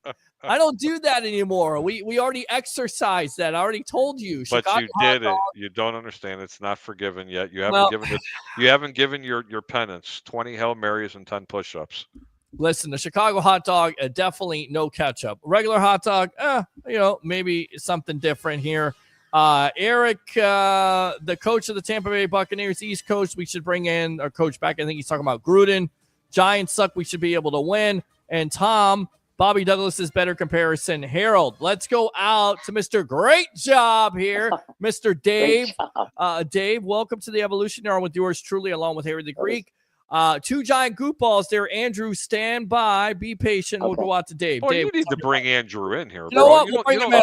You can't leave my boy sitting in the back. Stand by, Dave. This guy I was talking to him the other night offline. He was telling me how many views here, Mr. Giant Goop Ball, Mr. Andrew, how many views does your podcast, the 2 giant goop balls, have right now on YouTube? Welcome to the Evolution. What's up, man? First off, hold on. Before we get to that, You put ketchup on a hot dog? I know, man. Listen. First off, you grill up some potatoes. You cut up the potatoes. You put that on the hot dog with a little onions, little peppers. He really, It's a Jersey hot dog. It's what we do. Lord, forgive this guy. There's no such thing. Yes, there is. There is. No, we're talking about real hot dogs, not your, pork roll. Look it up. It's Italian dog from Jersey. Is that Taylor ham? Is that Taylor ham? No, it's called pork roll first. I was just letting you know. Is it Taylor ham? Okay. Pork How roll. many views? How many views, by the way? Just on YouTube alone, about 20,000 so far this month. Yeah. That's awesome. Big grinding, guys. Congrats to you guys. You're doing great work. I see the work. Listen, it's a lot to you guys. You guys helped me out at the very beginning at that point. So, there's a lot of guys in this business that don't necessarily want to help out people when they're first starting up, So, right. No, seriously, thanks to you guys because you guys gave me a lot of help in the beginning. So, we love to inspire, podcast and communities. People that don't know that Andrew was one of my colleagues for quite a long time. Still a very good friend of mine. I hate the company he works for, but I love him. All right. With that being said, Dave, thanks a lot for being patient. Welcome to the evolution. Yeah. Yes. Hey, great job, guys. Great job. Yes. I real quickly, Tyson Paul. I just thought that Paul handled himself, I think, with a little humility at the end because I know that he probably could have finished Tyson off after the fourth round. I think he could have too. I agree with you. And, So you didn't think Tyson held back in that second round where he had that complete right hook wide open and he pulled back on it? I saw that. If Tyson was 25 years old, of course, Jake Paul would probably be in a coma right now. Jake Paul left his chin sitting right over it. If anybody knows, go to my Facebook page. I posted a video there. Look, it's hard denying it. He's seeing it wide open. Look, I don't want to believe that Mike Tyson was just paid to get into a ring with the guy. But it's pretty obvious of that video, especially in that second round, where Mike Tyson actually hit him and Jake Paul wrapped him up, and you can see him talking to him, and then Tyson taps the back of his head. Typical Tyson would get off of me. He tapped him on the back of the head, and then you just see him Tyson just sit there the rest of the fight. I'm sorry, no one's ever going to convince me of it. And chew his gloves. They have ear-shaped snacks at the fight. Like that would have been spectacular. You get a pretzel in the shape of an ear. Just sell them right there at the stands. Just go for it. What the hell? Well, he was chewing his gloves, so he had enough to eat there. He's chewing his gloves of the last 4 to 5 rounds, which I could not. Peter, you seen the video I posted? Yes, I did see it. Yes. I mean, isn't that pretty damn compelling? I understand that. Listen, just don't be biased because you got a Rolex from the man. Don't you find that a little bit compelling to watch that video and see exactly what you see in that video? That chin was wide open. It left it right there. I don't care if he was 68. That boy was going down. You have no, I mean, it was leaning forward. His arm dropped and he went like this and just went, nah, I'm going to pull back. And I'm like, guys, the best part of the fight was Judah Leerdam, Paul's girlfriend, the Dutch speed skater, as she was rolling in with him there. Yeah. Lucky man. I'm just going to say that it's lucky man. Yeah, I thought the funniest part of the fight was when Tyson's son interviews. With that video I posted? So what do you think the outcome of the fight's going to be? And as he turns around, you see his ass. Duke. That was crazy. Y'all did see that, right? I mean, that was hilarious. Unfortunately, I did see it. I think we all cracked up at that point. We didn't know what. Whoa. No. TJ literally lost it when that happened. TJ Reeves, the great Buccaneers sideline reporter, looked at me going, did he just on national TV turn around and his whole ass is just sitting there and he's waddling back? Luckily half the people couldn't stream the show that wanted to, so he turned his cheek. He turned his cheek, all right. Funny. All right, hey, Dave. Peter, real quick, one last thing. I just want to touch on this whole.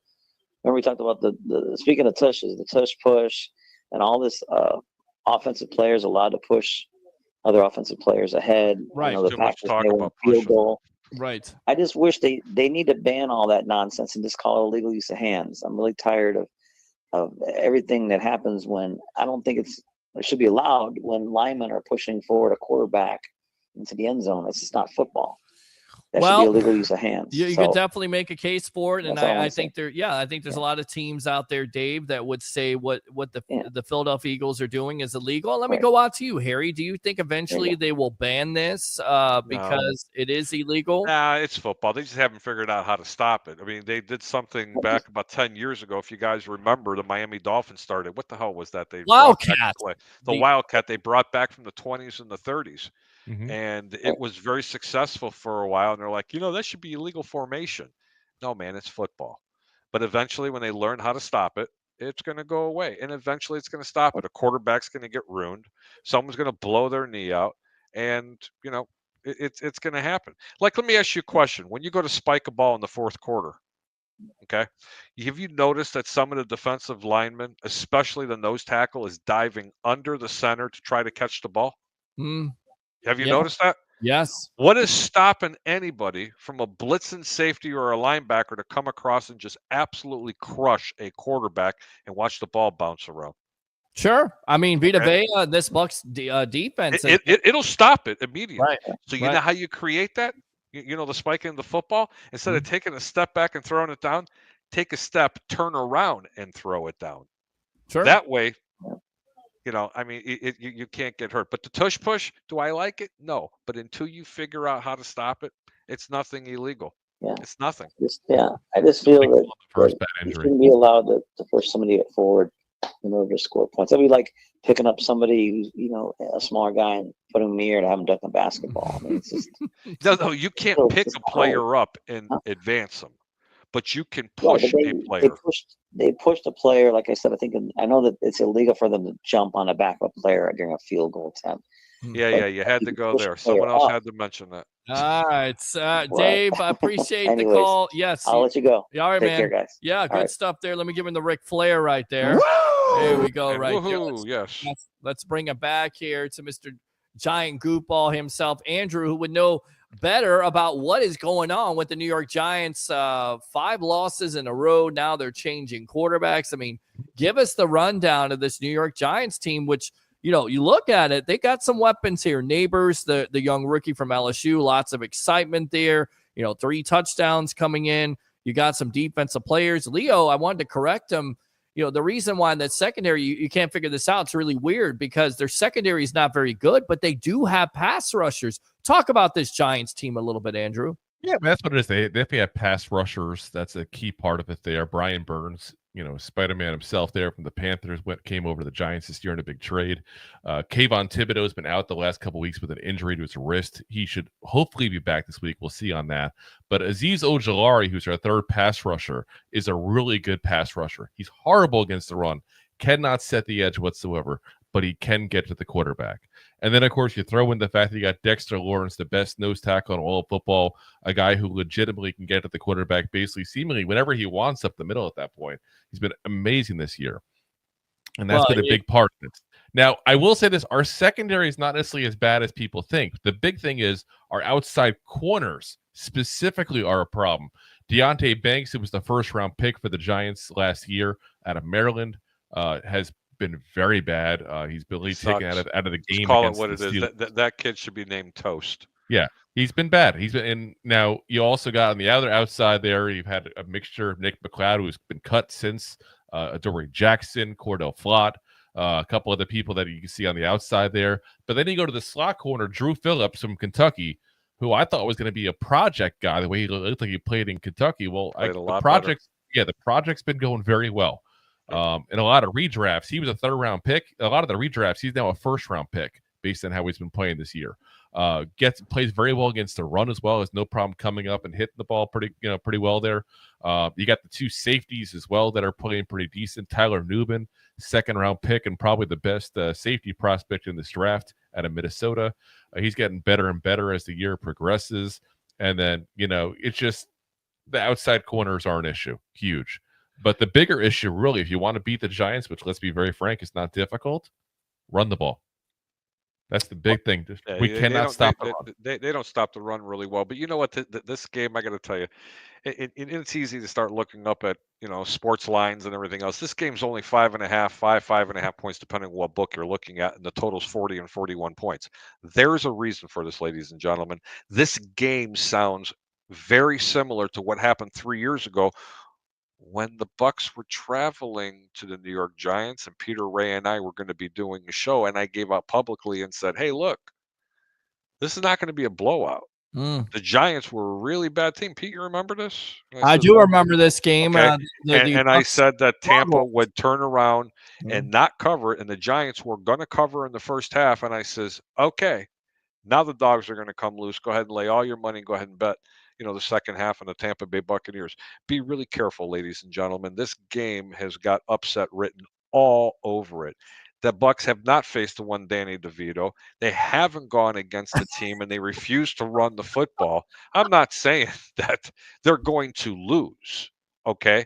But what I'm saying is this is a very, very, very, very scary team that they're going to be facing on the road this year. And this is not going to go well. Peter, you can laugh all you want. Danny DeVito, the Penguins, have it there. Yeah, I call him Danny DeVito. Okay. You know what I'm talking about. He's the Italian stallion, and the little Sylvester Stallone sitting up there in the New York Giants Stadium. No, listen, this game's going to be a lot closer than what people think, especially in the first half. There's a reason why the total is only 40 and 41 points, and the line's only -5. That's all I'm going to say. Be really careful.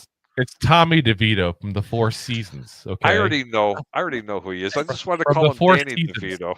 From the Four Seasons. That's why Peter was laughing. I knew he was laughing. Peter, it's easy to make you laugh. I called the Giants quarterback, Jamie. I call him David DeVito. Danny DeVito. By the way, Danny. Yes. You want to go down an internet rabbit hole. Do you know, as we're talking, as I say, the other Tommy DeVito, of course, with the Four Seasons. Do you know that Frankie Valli is still touring? No, he's not. No, seriously. Really? He's still really Frankie Valli is still 91 years old, still touring. Wow. And literally, look up whatever you want to use for shorts, Facebook, TikTok, YouTube, whatever. You'll see people that take pictures. He walks up to the stage with this. He can't blink. The man cannot physically blink anymore. From all the injections? I'm guessing. And then you hear him start singing, and his mouth doesn't. It's all right. She's from Jersey too. She can come on camera. No, she don't want to come on camera. But he's like sitting there singing the songs, and you can tell. Yes, honey, I know it's called pork roll. It's called pork roll. Damn straight. I know. She just corrected me. She's like, don't call it Taylor ham. Good job. I hope you pump her gas for her too.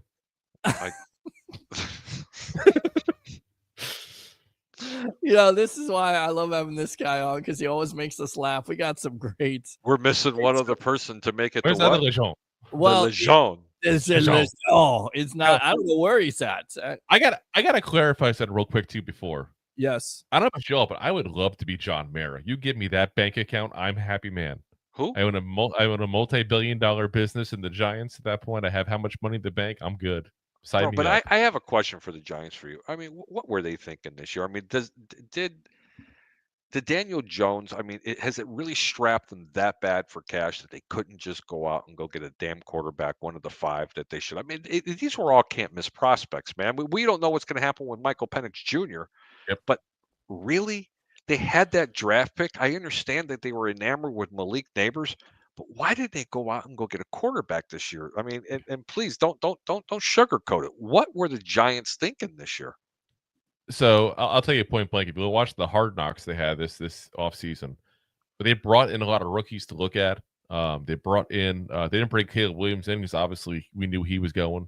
But they brought Jaden Daniels in for talks as well. They brought in Drake May, JJ McCarthy. They brought in guys to look at for the quarterback position pre-draft. One guy they didn't that I still say they should have is Michael Penix. I'm a huge Michael Penix fan. Obviously, Tampa guy there as well. So, he's a local guy for us living in the Tampa Bay area. But I still think that he is going to be a good quarterback in this league, and I would have looked at him potentially. The problem you run into is I think nobody thought there'd be the run in that latter mid part of that first round like that. Who would have thought the Falcons would take Michael Penix? No, and you know what? I was laughing, going, Michael Penix? Are you serious? The Bears are going to get that left tackle that I'm dreaming about, but then they go Roma Dunze, and I'm like, right. Okay, so we're going to go 2nd, 3rd, 4th, 5th, 6th, 7th round and get offensive linemen, right? No. I'm like, I really, really like Roma Dunze, who, by the way, I think is probably outplaying. I don't know. Is he outplaying one other particular wide receiver? He is an intriguing prospect. I'll put it that way for him right now. Let me tell you something. He's really good. The kid's really good. But I mean, why didn't they draft a lineman? But then again, it's not the Bears. I want to know, why didn't the Giants draft a quarterback there? Here's what it's not even a draft a quarterback, because the way things went, they didn't have the chance to draft a quarterback. Let's be very frank there. They thought there'd be one that they can even move up in the late first round or get one in the second round potentially, I think. I really do think that. But when it boils down to it, is the bigger thing, which is absolute franchise malpractice, is why is Drew Lock the backup? They should have brought in somebody to be actual competition from the get-go. No, stop it. Who's the backup? Well, Drew Lock is the backup. Drew Lock, and let me ask you this, Andrew: are you surprised that Drew Lock not only is the backup, but why isn't he getting the start on Sunday? Why are they going with Tommy DeVito as Harry said, Danny DeVito, Tommy DeVito? He had success last year, and what should Bucs fans expect from Mr. DeVito on Sunday? So I was 100% for this move. I thought they should have made this move weeks ago. I thought the Steelers game should have been the game to make the change. I think they wanted to wait to the bye week. Got the chance to talk to one of the Giants media guys a couple weeks ago, and that's what they had suggested as well, is that the bye week could be the week they do it. Tommy DeVito has some potential, and I don't mean potential as a starter in this league. I don't think he's that good, but he has the potential to be a long-term backup in this league. And I think that they want to see what they have fully with him, and they know what they got with Locke. Locke's been in the game twice now with the Giants. Once in the preseason, looked absolutely horrendous. Once he came in relief of Jones against the Eagles, looked absolutely horrendous. What has he really done prior to that even? He didn't look horrible with the Seahawks, but everybody looks okay with the Seahawks. Hell, Geno Smith looks good with the Seahawks. He did not look good in Denver. Led the league in interceptions, I think, is his second year in the league. I mean, he's not been a very good quarterback in this league. He's not the guy they should have had. They should have gone out and got a guy that actually could have been a guy to compete at that point with Daniel Jones. That's what they should have done.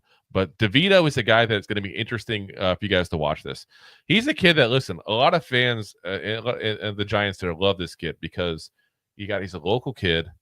He's like a quintessential Italian son. He does the whole he's an Italian in an Italian neighborhood, Malaka. Okay, come on. He lives with his parents. He lives with his parents still. His mom makes him chicken cutlets when the game's over. Like, I'm not like, this is not even a fake story. That's legit. She said she does his laundry still.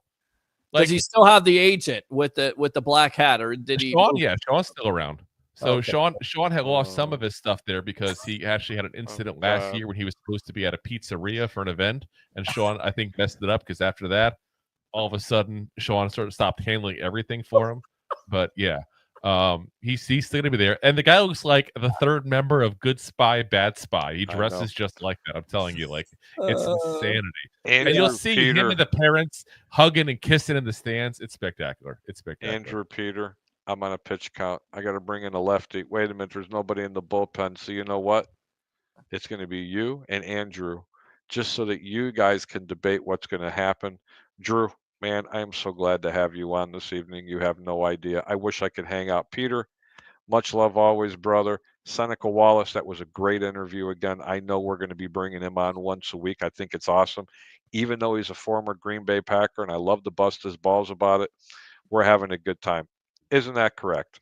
Absolutely. We always have a good time here on The Evolution. Yes, sir. All Love right. you guys. Take care. See you later. Harry the Greek, professional handicapper extraordinaire of the sports web. We got to do that over under. Remember those good times? I remember doing the show, getting those picks. It's always good to get those picks. Hold on a sec here. Fix the hair right there. I don't know what's going on. Okay. There we go. Here to fix. The reason I wearing a hat. Well, there you go. There you go. Exactly. And we're on with Mr. Giant Goopball himself, Mr. Andrew of the Two Giant Goopballs here on The Evolution. I'm your host, Peter Blake. Open phone lines. If you got any questions about the New York Giants, this would be the man that you ask. 727-255-0391. It's 727-255-0391. Again, like and subscribe to the Sports Web on YouTube, on Instagram, live. Friend me on Facebook at Peter H. Blake. With that being said, I'll go out to this comment really quick because they're talking about the Paul fight. That wasn't a fight. Tyson came to get paid, not to KO Paul. So a lot of people talked about that. You watched that. What did you think? I did not. I watched some of the highlights, and that's it. I knew better. You didn't watch It's it?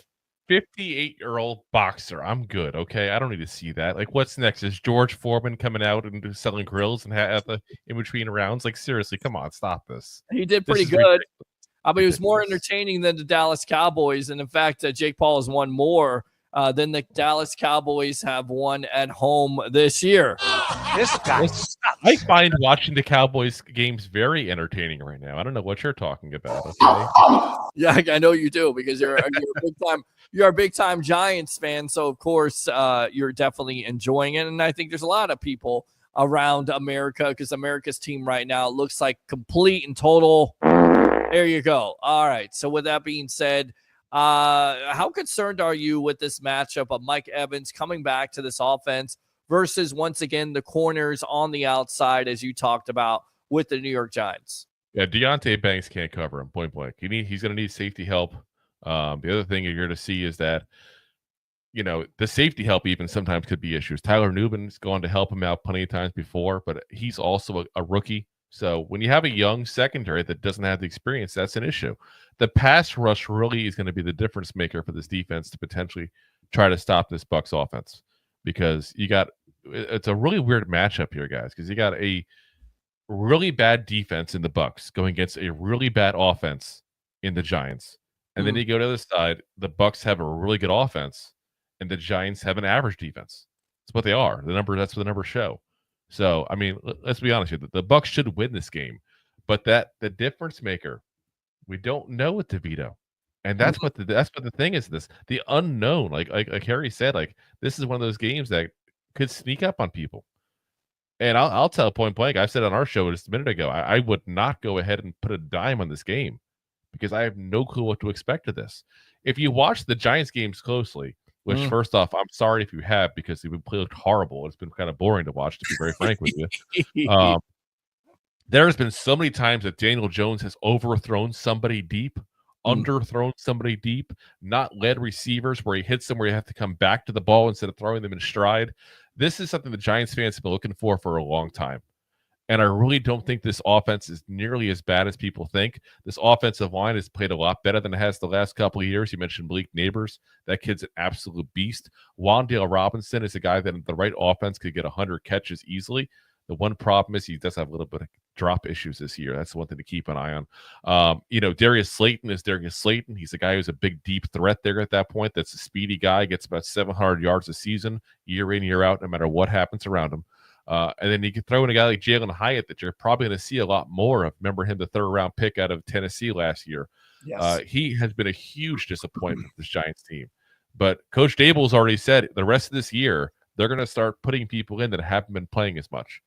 And that's a lot of it is to find out what they got in these young kids, because you can't continue to rebuild the team if you don't know what you got now. And you got to find out where these young guys lie. And to be honest, it might not be for him and Shane at this point. We might have a new coach, a new GM. We'll see next year what happens there. But their big thing is they want to prove that they're doing things right, both the GM and the coach, because those two are tied at the hip, and they need their guys to come in and their guys to step up. So you're going to see guys like Jalen Hyatt probably more this week than you have in the past. And like I said, he's a speed guy. He's probably the fastest guy in the NFL potentially. To be honest with you guys, he was clocked last year in training camp at like 25 miles an hour. It's insane how fast this kid is. But he's small. He can't get off the press. He doesn't run routes very well. But if you get him loose on a one-on-one situation, you are not going to stay with him. And DeVito will not be afraid to chuck the ball. He's almost like the poor man's version of Jameis Winston, to be honest with you guys. Like he's going to go ahead and throw the ball. He's not going to care what happens. He's going to just hope his guy comes down with it. He's not going to be afraid. Interesting. Very interesting matchup on Sunday. We'll see what happens. With that being said, you mentioned the coach. What's the sense from the fan base there?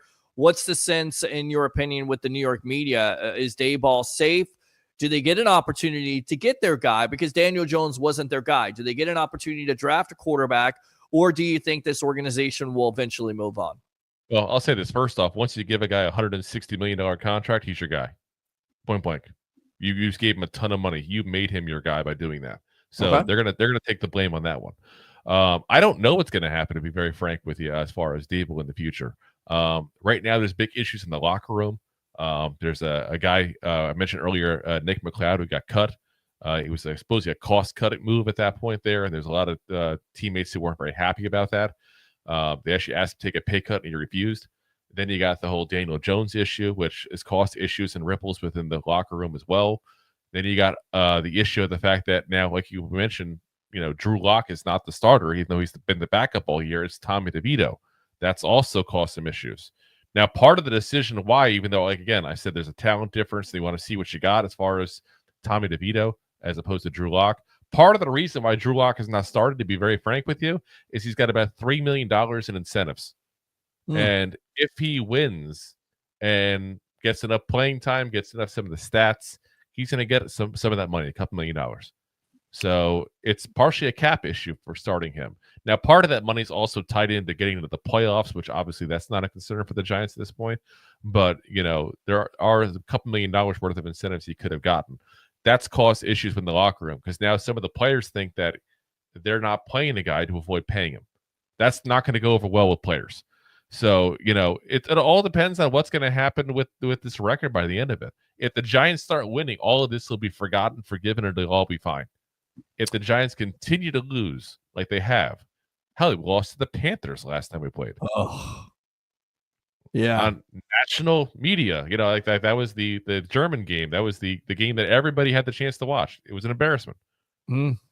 Yeah. If that kind of stuff continues, you're going to see them clean house. I really think so. But I don't think they want to. They've had, the last couple coaches have only lasted 2 years. These guys have been here now 3 years, both the GM and the coach. They want continuity. The Giants are a team that preach having continuity. They don't like the fact they haven't.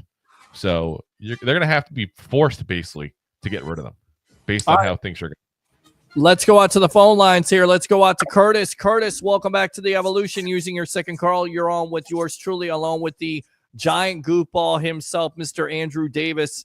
Welcome. Are we on Turnbuckle Talk? We are not on Turnbuckle Talk, but you can talk. Drew, you want to talk a little wrestling? You know what? Actually, I don't know anything on wrestling. I'm over the age of 18. We can talk about. You know what I really want to talk about? Shut up. You know what I really want to talk about? What do you want to talk about? Talk about it. Let's talk about this damn Jake Paul Mike Tyson fight. Yeah, I knew people wanted to talk Fake about fight? it. Go ahead. Yes. So let's go ahead and touch this basis. Number one, what the hell are you doing fighting a 60-year-old man? Make money. Mike Tyson wanted the fight. We talked about that. We talked about with this with Coach Larry Wade and Jake Paul's camp, how Mike wanted a real fight. There was an opportunity there. And look, I don't care if you're 58 years old. There is, some staying power there. There's some interest. And there's also $20 million. There's $20 million reasons why. That's why, right there. Mike Tyson didn't want to fight. That's what it's all about. Right. Don King couldn't take that from him. Only in America. I feel like that wasn't Mike Tyson, though. I don't know what that was. The first 2 rounds, it seemed like it was Mike Tyson. The next 6 rounds, he was just chewing his glove. Yep. I mean, because I felt like he chewed on gloves. He chewed his butt. I felt like he was uninterested. I think a lot of people are uninterested, especially with the Netflix and their streaming problems, as it was kept on going out, and I had to kept on trying to push the computer there and make sure log in, log out, refresh. I mean, it was just awful. But I don't know. That wasn't a lot of interest. When the fight started, there was, and then after a while, it was just like, Jake was throwing some punches, landing some punches, but Mike barely threw any punches. I think he threw 4 punches in 4 rounds. So I mean, here's the thing. I'm gonna say this. Yeah. This whole Jake Paul, Logan Paul, these guys getting in the ring, fighting these people, because I'm not gonna say boxers. Right. I'm not mad at anybody for making money. I'm not. Sure. But don't go in there and make a joke out of a sport that some people really love. Like, if you're gonna go in there and you want to fight somebody, fight somebody. Right. Fight somebody legitimate. Well, You know, I don't think he's making a joke out of it, but the opponents are they're definitely interesting, to say the least. I mean, he's fought Of some course. boxers, but he's also fought some MMA guys. He fought a bare knuckle guy here Peter, in Peter, yeah. Peter, you could knock out Nate Robinson right now. Wow. Nate. Nate Robinson, yeah, that was. I want to see Paul versus Paul. right That's what now. I want to see Paul versus Paul next. Jake Paul versus Logan Paul. That's the fight. Yes. And listen, turnbuckle talk, because we talk wrestling on this show. So Ralph is not going to be on with us tonight, but Bully Ray actually said, or Bubba Ray, I guess they're calling Bubba Ray. It was Bully Ray and TNA. They were saying that the match to watch in WrestleMania, they should schedule this, should be Jake Paul versus Logan Paul in a wrestling match. Would you pay to see that, Drew and Curtis? No, you wouldn't pay to see that? Because we know it's going to be a joke. Really? The only wrestling I'm willing to pay for involves bikinis and Jello. All right. I tell you what. Which as far as size and weight, who's bigger, Logan or Jake? Wow, that's a good question. I mean, again, with the Jake, he's put on weight and he's also lost weight. So I think it's Jake. I think it's actually Jake, but height wise, I think Logan's got that on him. And in wrestling ability overall, 220. yeah, Logan is a better wrestler than Jake. Jake's never done it before. Logan's done it and is really damn good at it. So, I'll tell you what, if you take Jake Paul and Logan Paul, yeah, and you put them in a tag team match, yes, against Drew McIntyre and Sheamus in a Hell in a Cell match, I might watch it. yeah, I know you would. You know why? Because you want to see the Pauls get squashed. That's what you want to see. And I suggested this to Titus O'Neil a couple of years ago when we were covering the Fury press conference.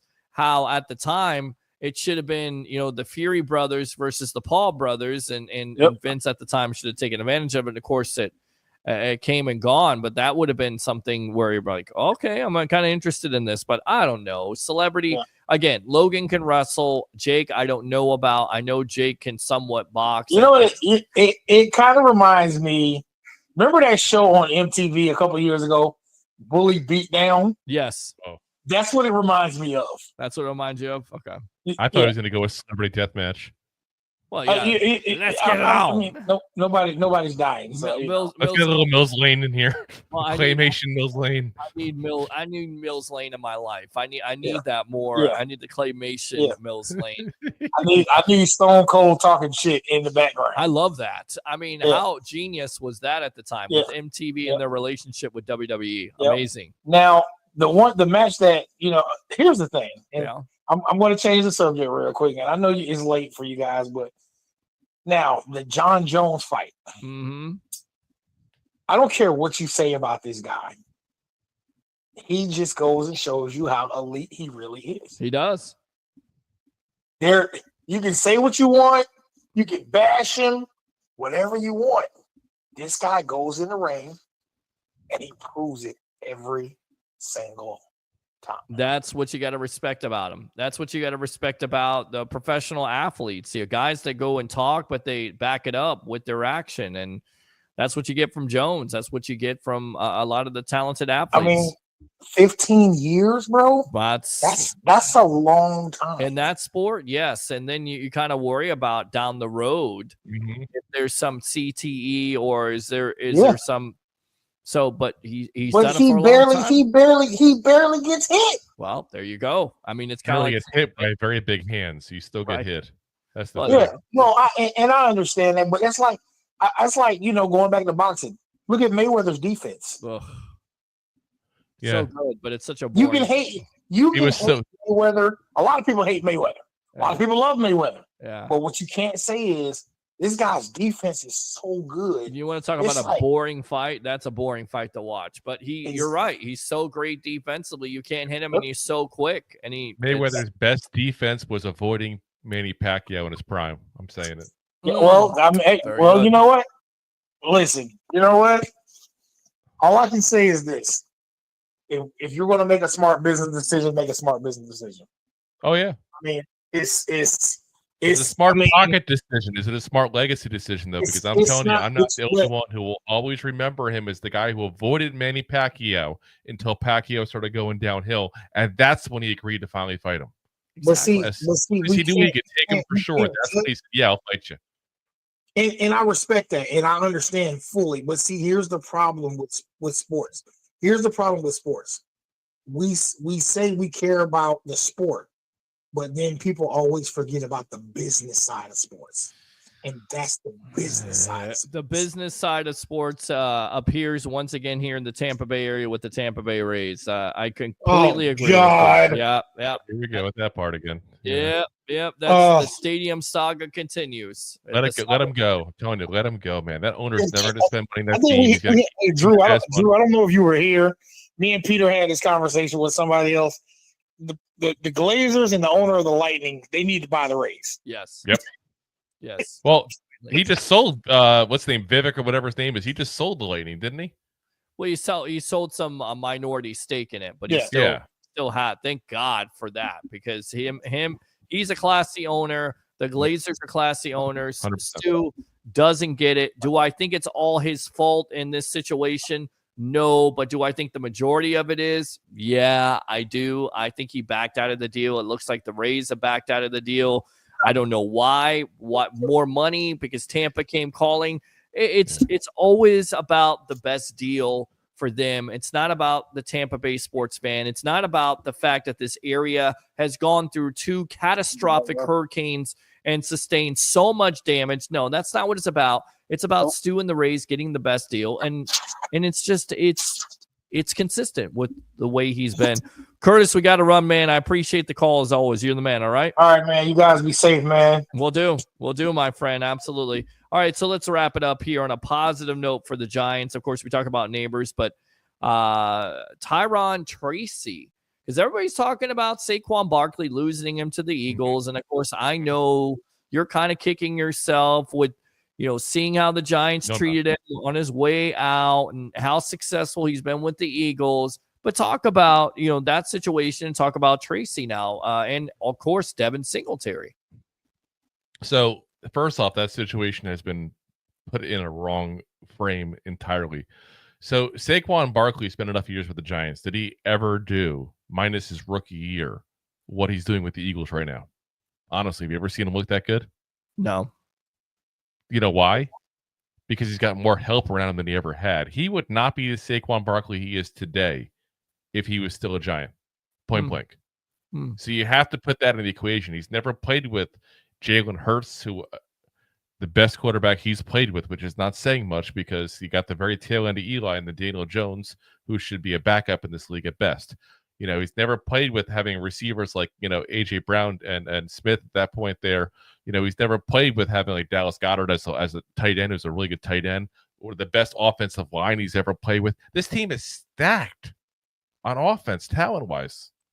Now, they don't always show on paper because they don't always put the points you expect with that kind of roster, but it's stacked on talent. He would not be the same Saquon as with the Giants. And the Giants offered him a lot of money the year before, guys. He turned it down. He wanted out of the Giants as bad as the Giants wanted out of him. And it's really a Joe Shane, the GM, and him thing. They just did not get along, and that's what it is. And you know who's really going to regret the signing of Saquon Barkley? It's going to be the Philadelphia Eagles. If you look at that contract, because, I mentioned all the players they got. They have a lot of really good talented players. They like to backload their contracts. He's going to be 30 years old, okay, when that contract is up. In 2027, he'll be a free agent. And they'll still have $19 million to pay him. That's a really bad contract. His cap number this year is $3.8 million, guys. They backloaded the hell out of this contract. So, yeah, it looks good right now. And I expect it to look good this year. But I got to wonder in 3 years when he's 30 years old and he's a former shell of himself at this point, and they still have $19 million they owed him. Oh, and he's not even signed to the team anymore. It's all void years. I wonder how much the fan base will like him then. Now, Tyrone Tracy, though. Amazing what he's been doing with this team here. Now, first off, got to give props to the offensive line of the Giants. They're paying much better than they have the last couple of years. There's no doubt about that. They went out and got Carmen Brasilla, who was the offensive line coach for the Raiders the last couple of years. Was the offensive line coach for the Patriots prior to that. They got two of his linemen from Oakland, Las Vegas, in Jermaine Illuminor, who was originally their right tackle, has moved over to left tackle last week and is going to stay there the rest of the season. Andrew Thomas out for the year right now. They're stud left tackle. Greg Van Roten, who was a journeyman who played really good for Las Vegas, and he's now playing better and better as the season progresses now for the Giants. And they got a run game going. Tyrone Tracy Jr. came out of Purdue. He was a converted receiver. This is only 1 year starting at Purdue, 1 year as a backup, and that's it. So only 30 years of running back in his football career, not NFL, not college NFL, in his football career. He's still learning the position. And, no offense to your guys, because Bucky Irving's been damn good as I thought he would be. Tyrone Tracy Jr., to me, has been the best, and not even trying to be biased here, he's been the best rookie running back in this season. He's got 545 yards. He's averaging 5.1 yards per carry, guys. And he wasn't even really starting until the last 5 weeks of the season, guys. That's so his first 4 games on the season. Okay, he had 29 yards. That's it. Since then, he's had 6 games, and 3 of those he's gone over 100. So 2 of them he's going over 125. He's been really good. And I this is part of the issue I'm saying we don't look back on the Saquon thing upset. Now, do we get upset we see him, running backwards and hurdling somebody? Yeah, who wouldn't want that on the team? Sure. But this is a kid you're paying on a 4th round rookie deal that's doing that. And I could make the case right now that he's playing just as good right now, at least over those last 6 weeks, that Saquon ever played for the Giants. And I still think that the talent issue around them is an issue. Because right now, if you're a defense, you're trying to stop Tyrone Tracy Jr. and you're trying to stop Neighbors, and you don't worry about anything else. Good stuff. Great stuff. Great breakdown. Let me go out to Christopher Cole here, and then we will wrap it up. We'll get your final thoughts on this New York Giants game. Cowboys tanking for Shedeur Sanders, but Dak has a $90 million cap hit. You agree with that? Shedeur Sanders to the Dallas Cowboys, along with his father, possibly Dion, taking over for the lame duck coach, dead man walking, and Mike McCarthy. Won't happen at all, because let me ask you this. If you're Deion Sanders, and he's been very vocal that he's going to try to control where his kid goes. If you're Deion Sanders, do you want Shedeur Sanders to go to the Cowboys, knowing the cap hit they're going to take if they get rid of Dak? You're not going to be able to build talent around him. It's a good point.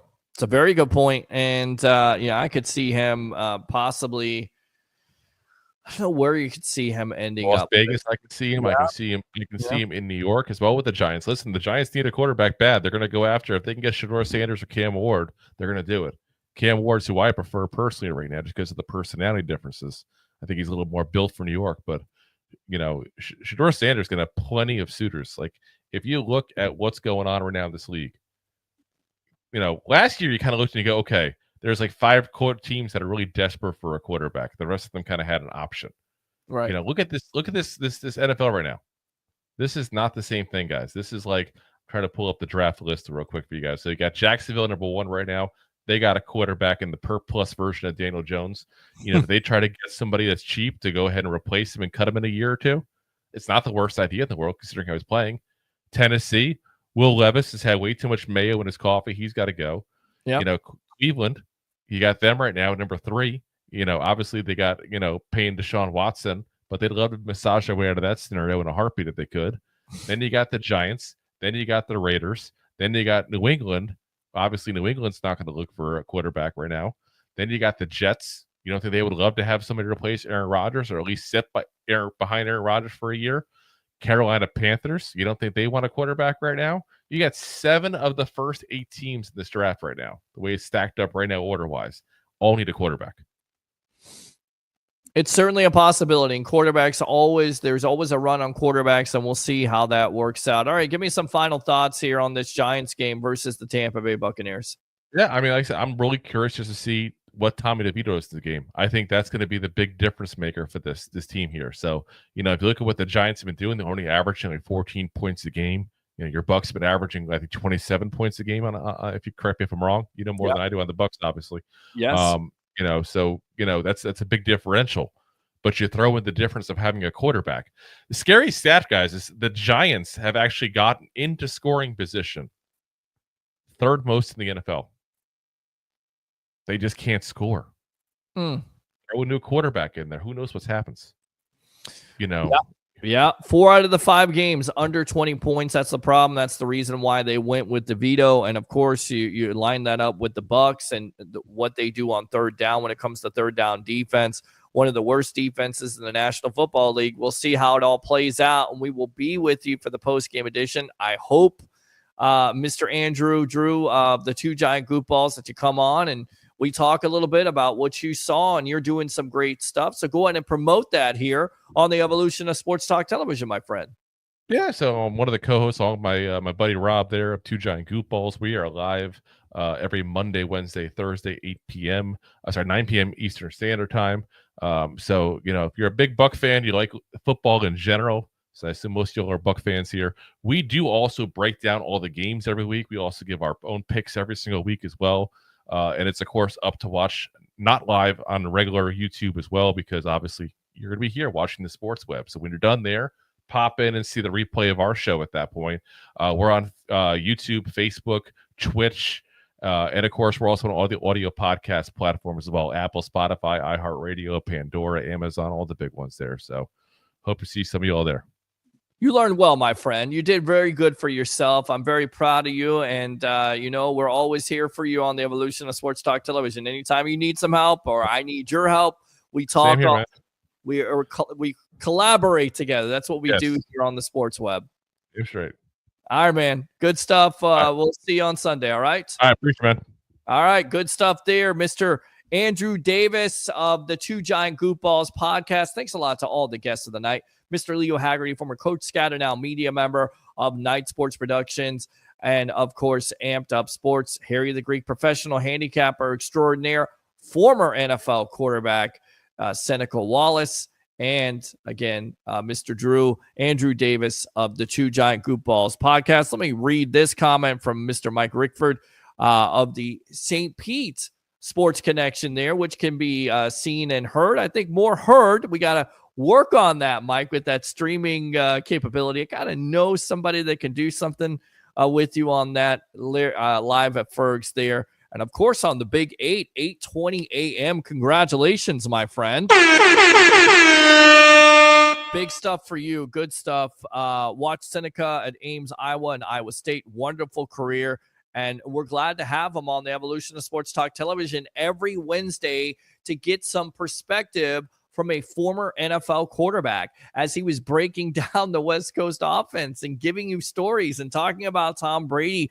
That's what we bring here. That is called the Evolution, and we'll continue to evolve with this great show. Good show. Thank you, Carl. Appreciate you. Yeah. As always, roommate is in the background, so we'll keep it a little bit light here. I won't try to scream, but like and subscribe to the Sports Web on YouTube. Friend me on Facebook at Peter H. Blake, and get ready for Bucs versus the New York Football Giants on Sunday. We got your post-game edition. No pre, no half. We'll allow you to watch the game. Who knows? Maybe if I feel froggy, I'll probably leap on a pregame. We'll see. Tampa Bay Ray Kennedy, if not, has you covered. And keep abreast of the situation. I said keep abreast. I didn't say breast. Keep abreast of the situation, because who knows? Maybe we'll be out somewhere giving you a pregame show or halftime, possibly at Ferg's. If not, we'll stay in-house here in Tampa. Again, 3 things. You know them, you love them, you got to have them. I'm going to keep my roommate voice down until we get into the official new studio. Bring your passion, bring your excitement. Just don't bring any nonsense. Once again, I'm your host, Peter Blake, your Rolex reporter, of course, giving you something to think about. What time is it? For fans of the Sports Web, it's your time. And of course, it's my time and it's your time. I got that messed up. See, that's what happens with the voice here.